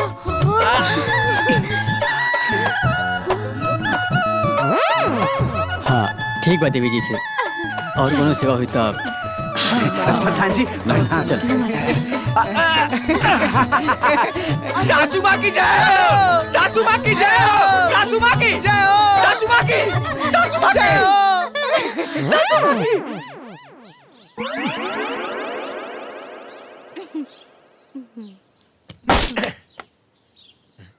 खा पी ले मैं पी ले। हाँ पी ले जल्दी जल्दी खाना है ना, खाएगा ना, पी ले। ये बस सब पैसा खा ले ऐसे वो खा ले।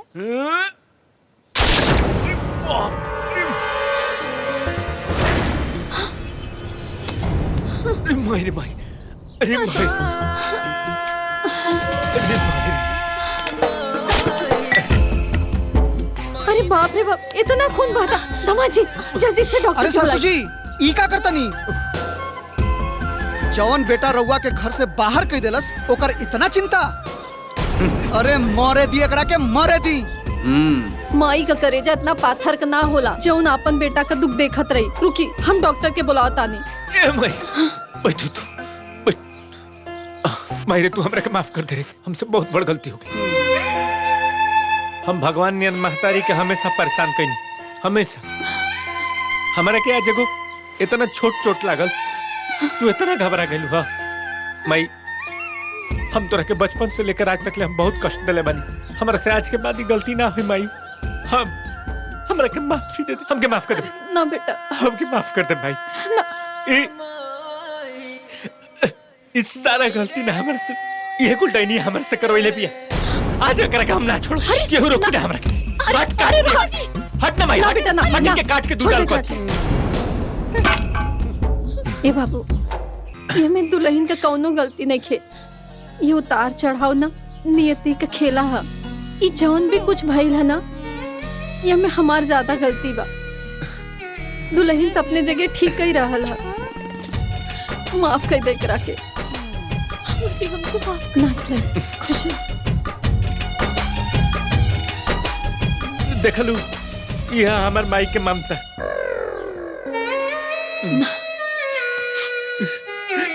माई चुप हो जा।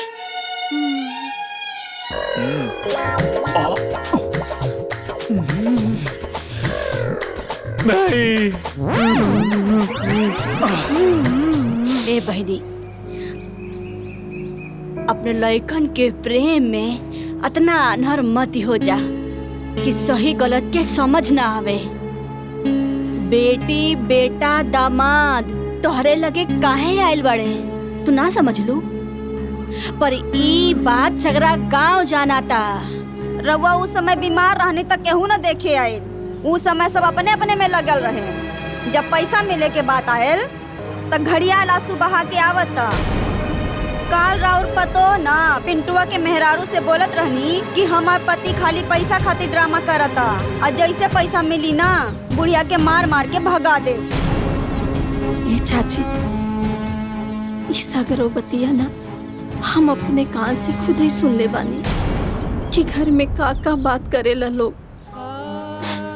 अब हमार बेटा बेटी का खुशी यही में बा तो यही सही, बाकी यही बहाने वो लोग हमारे संगे तो बा। अब इससे ज्यादा हमरा के और का चाहिए। अब ज्यादा से ज्यादा हम 5 साल और जियब तो इतना पैसा का हम करब का। हम अपन पूरा जिंदगी अपने लइकन के खातिर जियनी है। अब हमार किस्मतें फूटल बा तो हम का करी। ना जिंदगी भर तू यह दुख भोगबू का काहे? तोहरे लगे ब्रह्मास्त्र बा। अपन बेटन के ऐसा नाच नचावा कि तुहार हर दुख दूर हो जाए।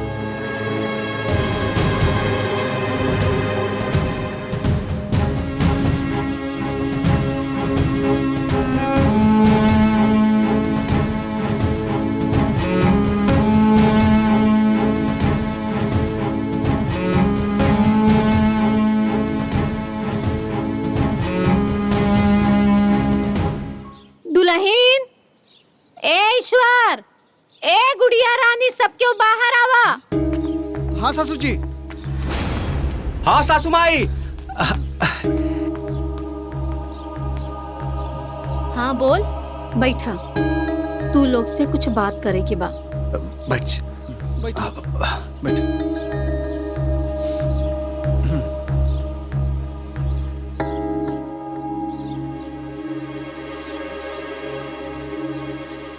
जमीन से जौन पैसा आई ऊ तीनों भाई बहन में बराबर बांटल जाई। बाकी पैसा तू तीनों के एगो शर्त पे मिली। गांव के सब लोग कह रहल बा कि भदई वाली का बेटा बेटी पैसा खातिर ड्रामा कर रहल बाड़ेन। जैसे पैसा आ जाई वैसे ही लात मार के अपने माई के घर से बाहर भगा देंगी। अब ई बात में कितना सच्चाई बा ई तो हमरा के नहीं पता। बाकी अब हमरा के कुल सुख सुविधा चाहिए। सासू जी वैसे भी और हमनी के इतना ख्याल रखे नहीं जाना। तका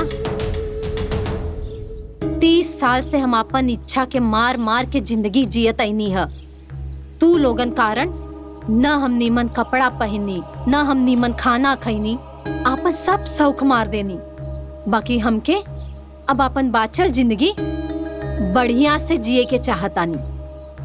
अब हमरा के नीमन कपड़ा, नीमन चप्पल, नीमन खाना सब होखे के चाहिए। और हाँ, एक अच्छा डॉक्टर से पूरा शरीर का जांच करवावा, बीमारी हो या ना हो। अगर ये सब शर्त तू लोगन के मंजूर बा तो पैसा मिली, ना तो ना मिली। अभी बतावा, तू लोगन के शर्त मंजूर बा? हाँ मंजूर बा। मंजूर बा। ठीक बा। अरे हाँ, बाकी एक बात तो हम भुलाइए गई। दुल्हन, तू लाली पाउडर लगावे कहाँ जालू? Beauty parlour. हाँ, तो हमों के वहाँ लेके चलिया। हाँ? हाँ?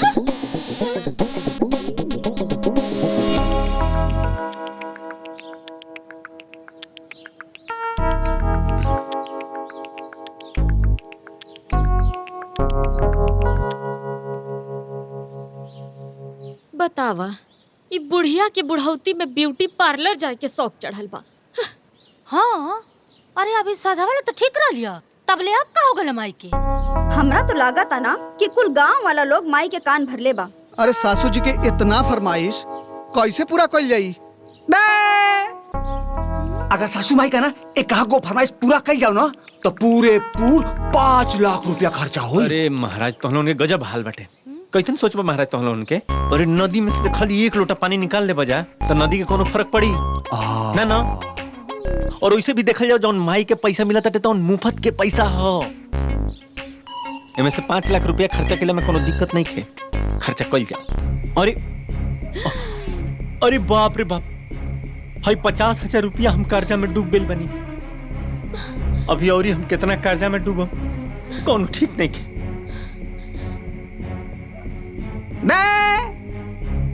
पैसा खातिर पता ना का करे के पड़ता। अरे इतना सेवा सत्कार हम अपन माई बाबूजी के नाके ले रही हैं। पैसा पैसा सही कहा तनी। इतना सेवा सत्कार कैला के बाद अम्मा जी अगर पैसा ना दिया तो हाँ, जबले माई जी तबले तो हमनी के सेवा करे के न पड़ी। जी ऐसा न तो हो सकेला कि अम्मा जी के मन में छल आ जाई। ठीक कहतर तू। और ऐसा ही हमनी के माई की सेवा कल जी नु तब माई और 20 साल जी ही लिख के दे देते। उ जबले जी ही तबले केहू के एकहू पैसा न छुई दी। ऐसा ही अगर हमनी के सेवा करत रहल जी न तो और उल्टा कर्जा में चल जाइल जी हमनी के। तो तहरा पास का उपाय बा? इनसे का उपाय पूछा तने दीदी। ई 25 साली अपने फेल हो चुकल बानी।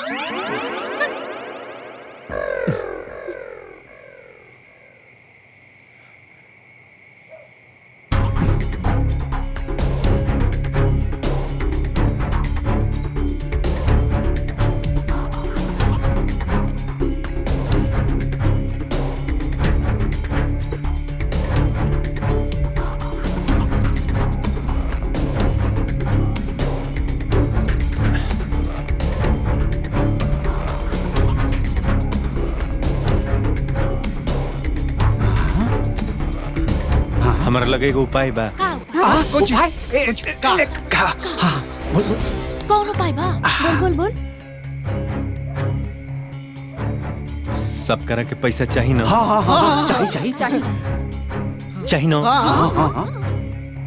उसे देखल जाओ तो माई और 1 साल जी ही 5 साल अधिक से अधिक 7 साल। हाँ सही बात। हाँ सही बात। माई अपन जिंदगी जी चुकल बिया। हाँ अभी हमनी के जिंदगी जियल बाकी बा। सही बात सही बात सही बात। ओकरा जियते जी हमनी के अपन जिंदगी नहीं खींचा जी सकत। सही कहला तू, एकदम सही। एक नंबर का सब बात। बताइबा कि का बात बा? का कहल चाहता नी? गोल गोल घुमावल जरूरी बा। हाँ हाँ सही से बतावा का बात बा। अरे साले साहब बोली ना बोली। बोला बोल। ना रही बास हाँ न बाजी बांसुरी। माने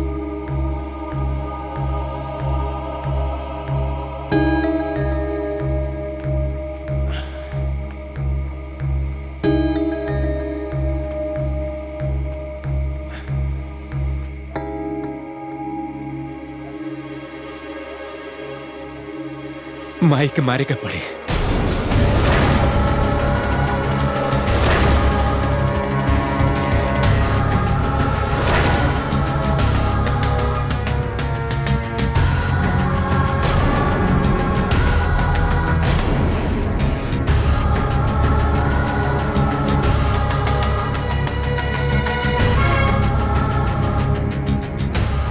एकदम सही उपाय बा। सब कागजी कार्रवाई होखला के बाद अम्मा जी के खाना में जहर मिला के मार सकतनी।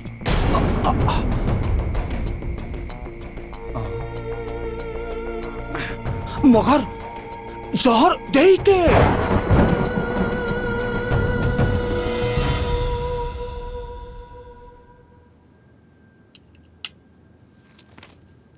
हाई ली मुबारक हो चाची। अब 4-5 दिन में आप लखपति बन जाइए।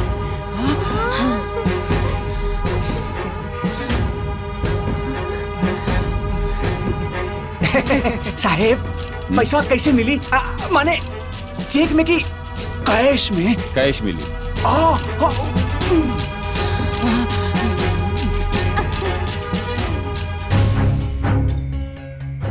देखा जा ये पर्ची में हमने के तीनों भाई बहन के नाम लिखल बटे और ये पर्ची में जेकर सबसे पहले नाम आई उहे माई के जहर दी। ठीक बा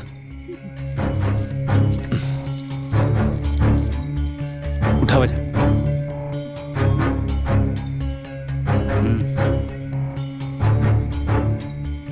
अरे उठावा जा।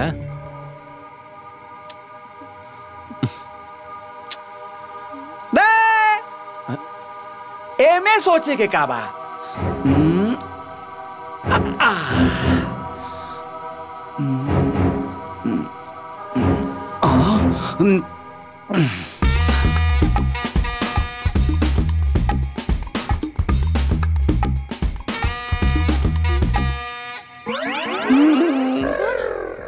रानी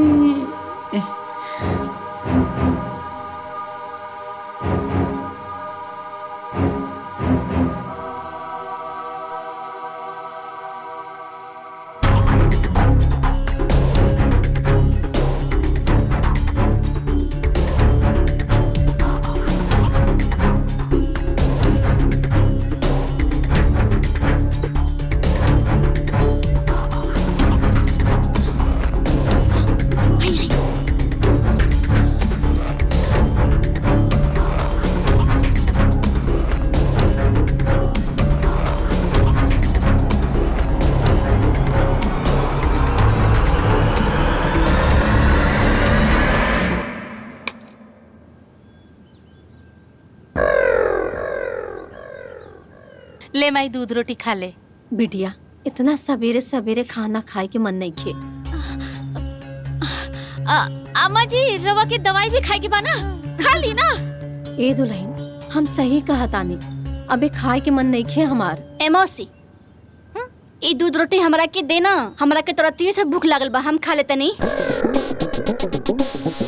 अबे एक थप्पड़ मारम ना तोहार भूख अबे मिटा जाई। हरामी कहीं का चल। बिटिया लइकन के ऐसा ना डांटल जाला। दे दा गुलवा खा ली। अरे माई ये केतनो खाई ना कर भूख ना जाई। तो के दवाई खाए के बा ना ले तू खा ले। ते मौसी ना मुझौसी बड़े दे हमरा के।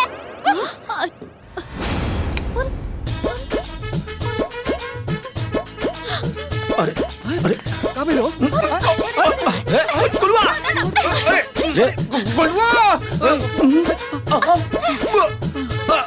अरे छोड़ दे। गुलवा छोड़ दे। गुलवा छोड़। अरे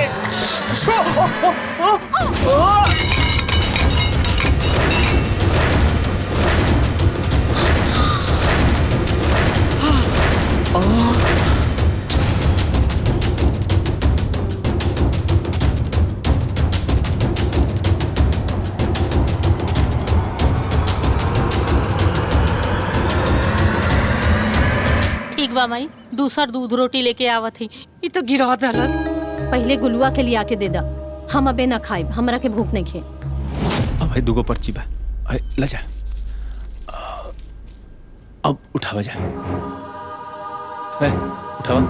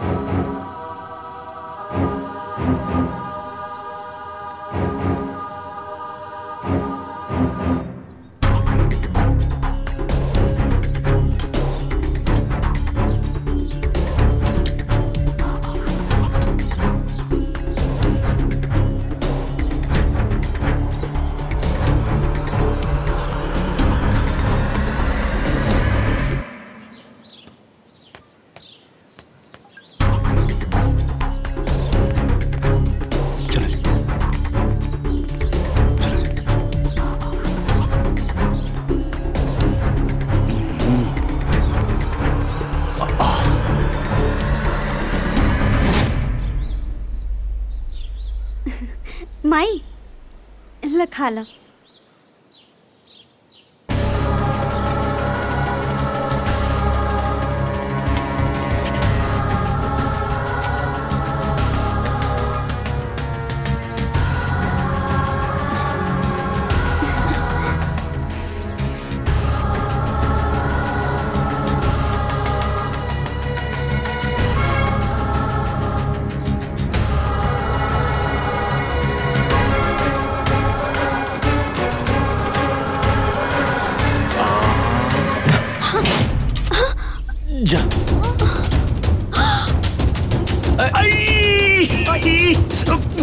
कलुआ तोरा के तो ना छोड़ो। खेले खातिर तोरा यही जगह मिला था।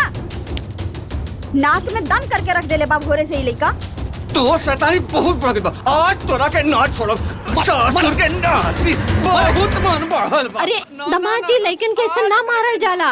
बड़का फुटबॉलर बनियान मार दो ना। वो नाल तो ससुर आज तोरा के बताओ तनी बड़का फुटबॉलर बनबा।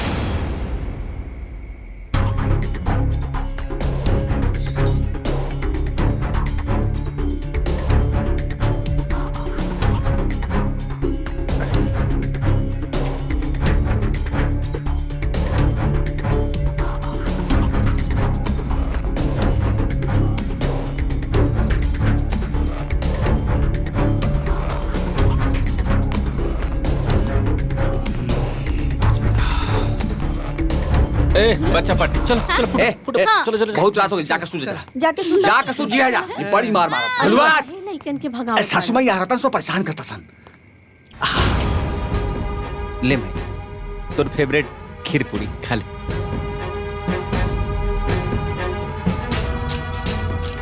अरे वाह ये तो बहुत बढ़िया लौका था। खीर में कुछ मिलाइले बड़ा का?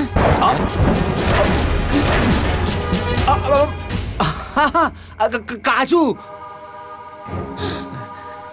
अरे रवा भुला गई नी एमे बादामो बा। इलायची और इतना ना जरा के खोआ बना देनी है कि वही का महक आवता। बासमती चावल। बासमती चावल। अच्छा तब इतना बढ़िया खुशबू आवता।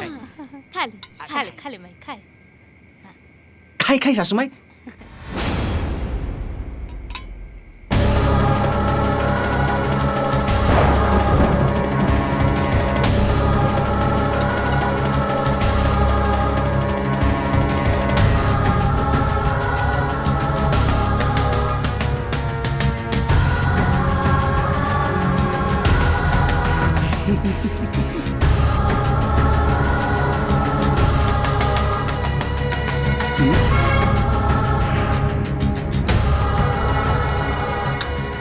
पानी लिए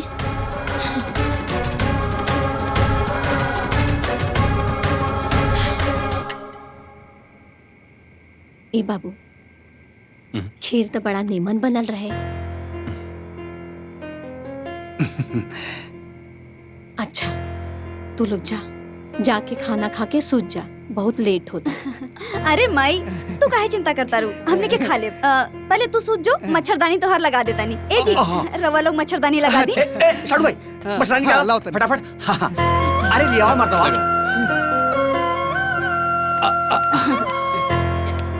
हाय ली सासू जी सूझ जाए। सूझ जाए। अच्छा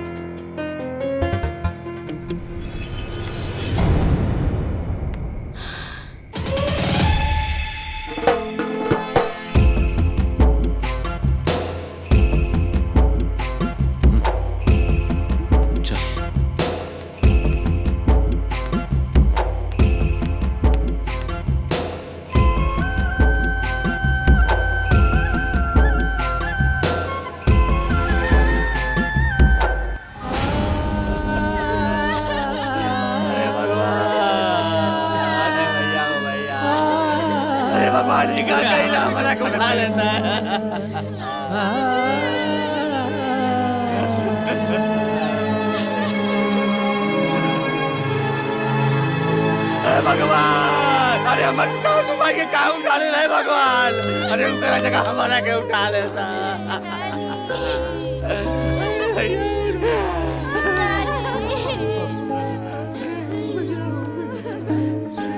अरे बाबा ओ बाबा।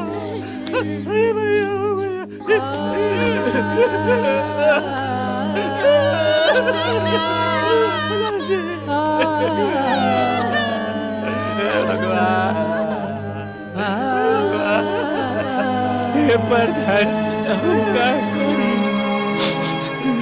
ये सब कैसे हो गई? रतिया में खाना खावे ठीक से अपना हाथ से दूध रोटी खा के अरे भगवान जी। संभाला अपना आपके, सब ठीक हो जाए। ठीक बा?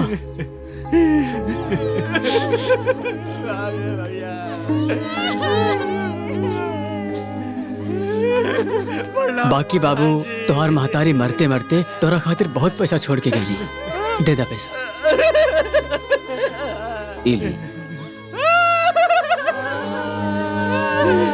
ये इतना पैसा से तोहनी के सारी जिंदगी कट जाई। ये तोहरे माई के पैसा है, एके तू रखा।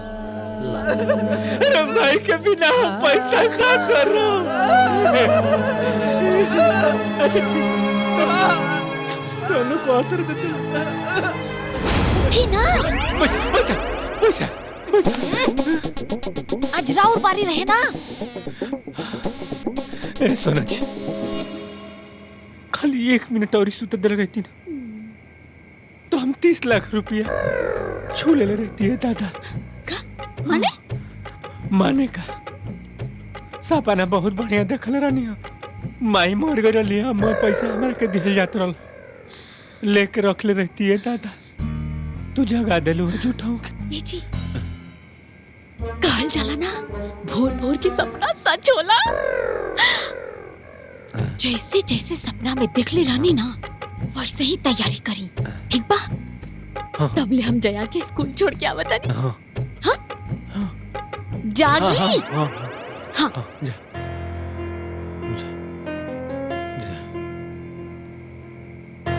डी बाबा सब फेल मारा था। जैसे जैसे सपना देखले बड़ा वैसे वैसे माई के मुँह था।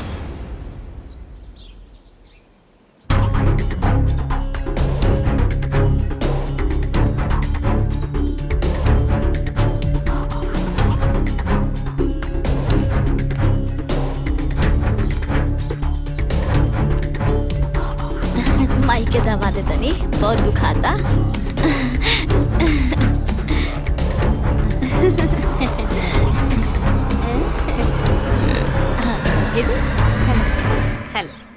ले रे माई,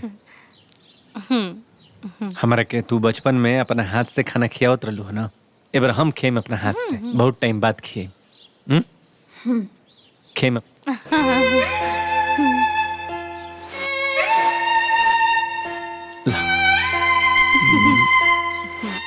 ले। और तू रोवत कहाँ बड़ा? रोवल ना चला।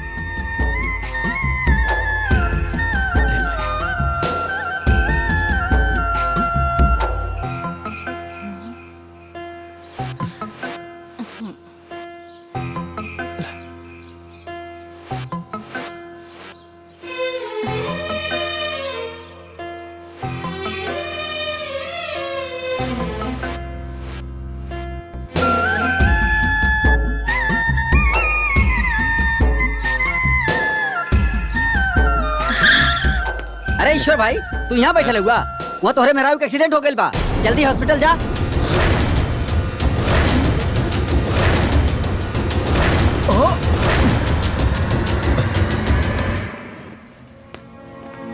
डॉक्टर साहब, लक्ष्मी किशन बड़ी। ऑपरेशन करना पड़ेगा।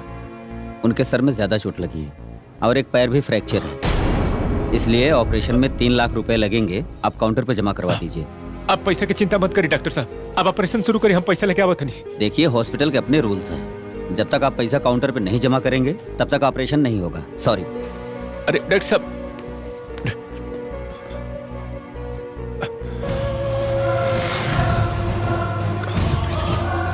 क्या कर सकते पैसा? भैया भैया नमस्ते भैया। ए भैया भैया नमस्ते। नमस्ते। ये कहते नहीं कि हमारे का बहुत जरूरी बटे 3 लाख रुपया चाहता भैया। अरे भैया, हमारा पास पैसा कहाँ बा? हम काले घर में काम लगोनी है, हमारा खुद खर्चा बा। ये कहते नहीं कि भैया हमारे मेहरारू की तबीयत खराब बटे, वो हॉस्पिटल में पड़ी। जैसे ही पैसा मिले हम आपके दे दें प्लीज। अरे भैया नहीं खे हमारा पास, कहाँ से दी? और 3 लाख रुपया कौनो छोट रकम बा?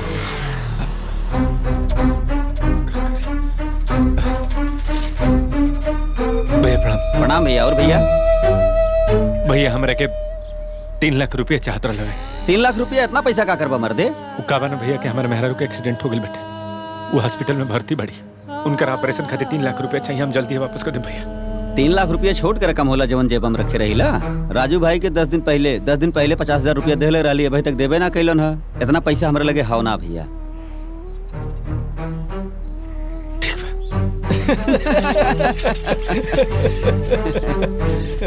चाचा प्रणाम। प्रणाम प्रणाम प्रणाम। आवा राकेश ईश्वर, बैठा। प्रणाम प्रणाम। बैठे बैठा ईश्वर। बैठे। चाचा हम बहुत जरूरी काम से रहनी। हमरा के 3 लाख रुपया के बहुत जरूरत बाटे। वो हमर मेहरारू हॉस्पिटल में भर्ती बाटे। चाचा देखा, हम तो ना दे सकीला। जे इंसान अपन माई के ना भइल उ केकरो ना हो सकेला। और तोरा ई गांव में कौनो पैसा न दे सकेला। चाचा बहुत जरूरी बना ना कही। देखा ईश्वर, दुख तो हमरो बा, लेकिन आदमी के अपन कर्म भोग ही के पड़ेला। अच्छा ठीक है।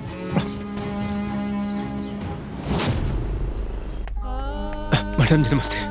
मैडम अभी तक ले पैसा के इंतजाम ना हो पावल हवे। आप लोग लक्ष्मी के ऑपरेशन करी, हम जल्दी से पैसा के इंतजाम कर। आप परेशान मत होइए, आपकी माँ ने पैसा जमा कर दिया है, वो देखिए। माई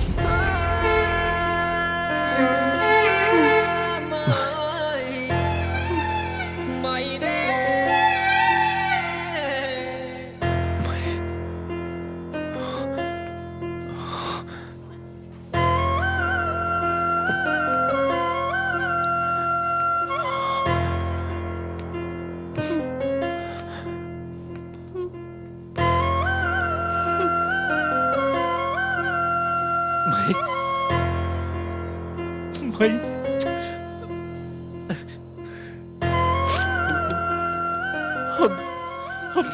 हम कौन मुंह से माफी मांगे रे भाई। हमारे के तो माफी मांगे का अधिकार नहीं कर रहे। हमेशा तोरा सके झूठ बोलने, ड्रामा करने, बकरी करने। हम तेरे ममता का समझ न पाए रे।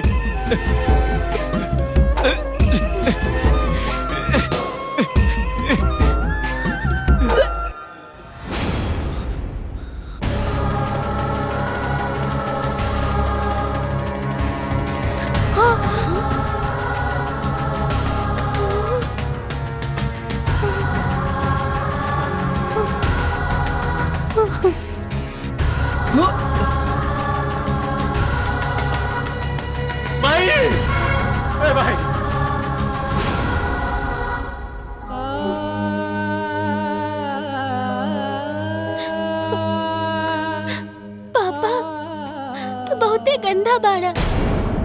काबिल बेटा, तो लोग दादी के खाने में जहर मिला के दादी के मारे चाहत बाड़ा।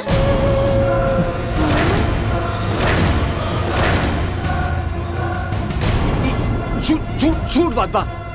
नहीं, तू सब दादी के दुश्मन बाड़ा। और दादी की ये बात पता रहे कि तू लोग उनकर खाना में जहर मिलावत बाड़ा, फिर भी दादी खुशी खुशी वो खाना खा ले ली।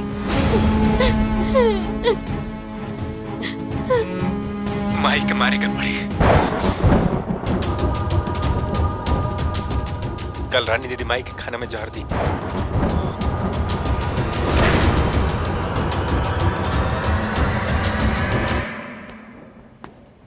ईश्वर जी। डॉक्टर साहब, कैसे भी हमारे भाई? आपकी माता को होश आ गया है, आप जाके उनसे मिल सकते हैं। चलो चलो चलो।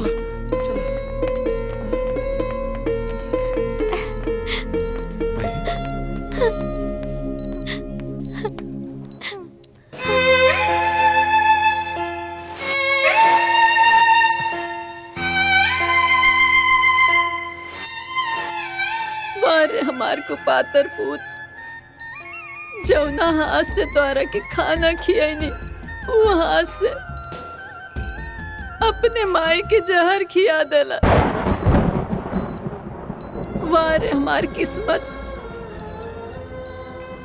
बेटा तो बेटा, हमार बेटिन के अपने माई पे दया ना आयल।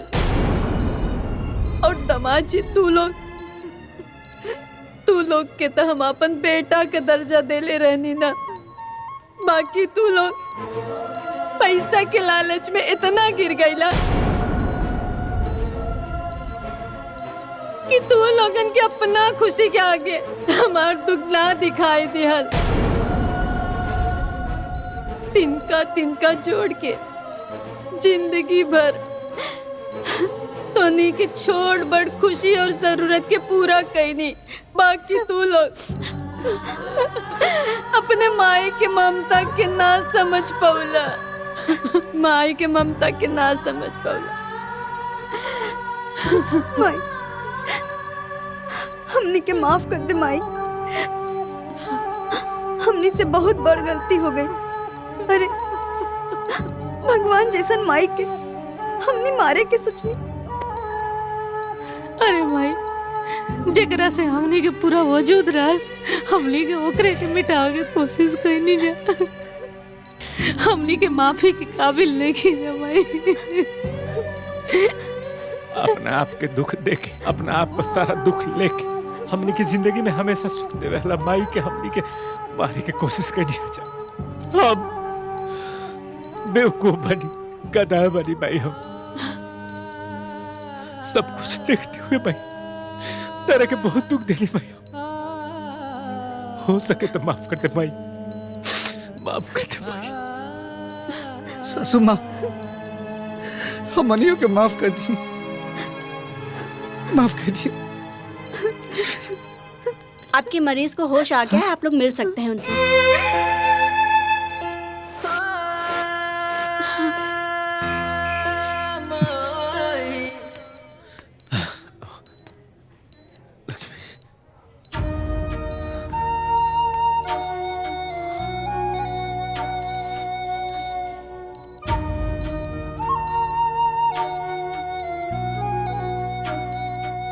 का बताई तरह के जकरा के हमनी के इतना दुख तकलीफ देनी जा, जान लेवे में कोनो कसर ना छोड़नी जा।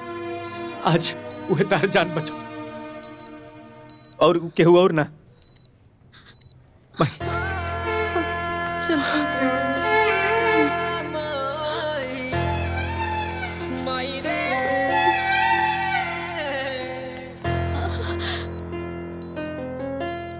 माई से ज्यादा प्यार करे वाली सास के बारे में हम कबू ना सोचनी। पैसा के लालच में हम अनार हो गए रहनी। राहुल प्यार के कबू ना समझनी। रहुआ अपन परिवार खातिर सब कुछ लुटा देनी और हमने राहुल प्यार के ना समझ पानी। माँ के ममता और बाप की क्षमता के अंदाज लगाना संभव है।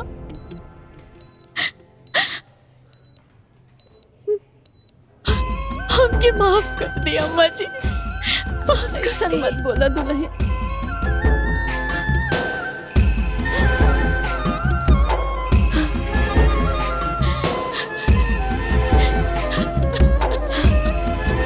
चुप हो जा।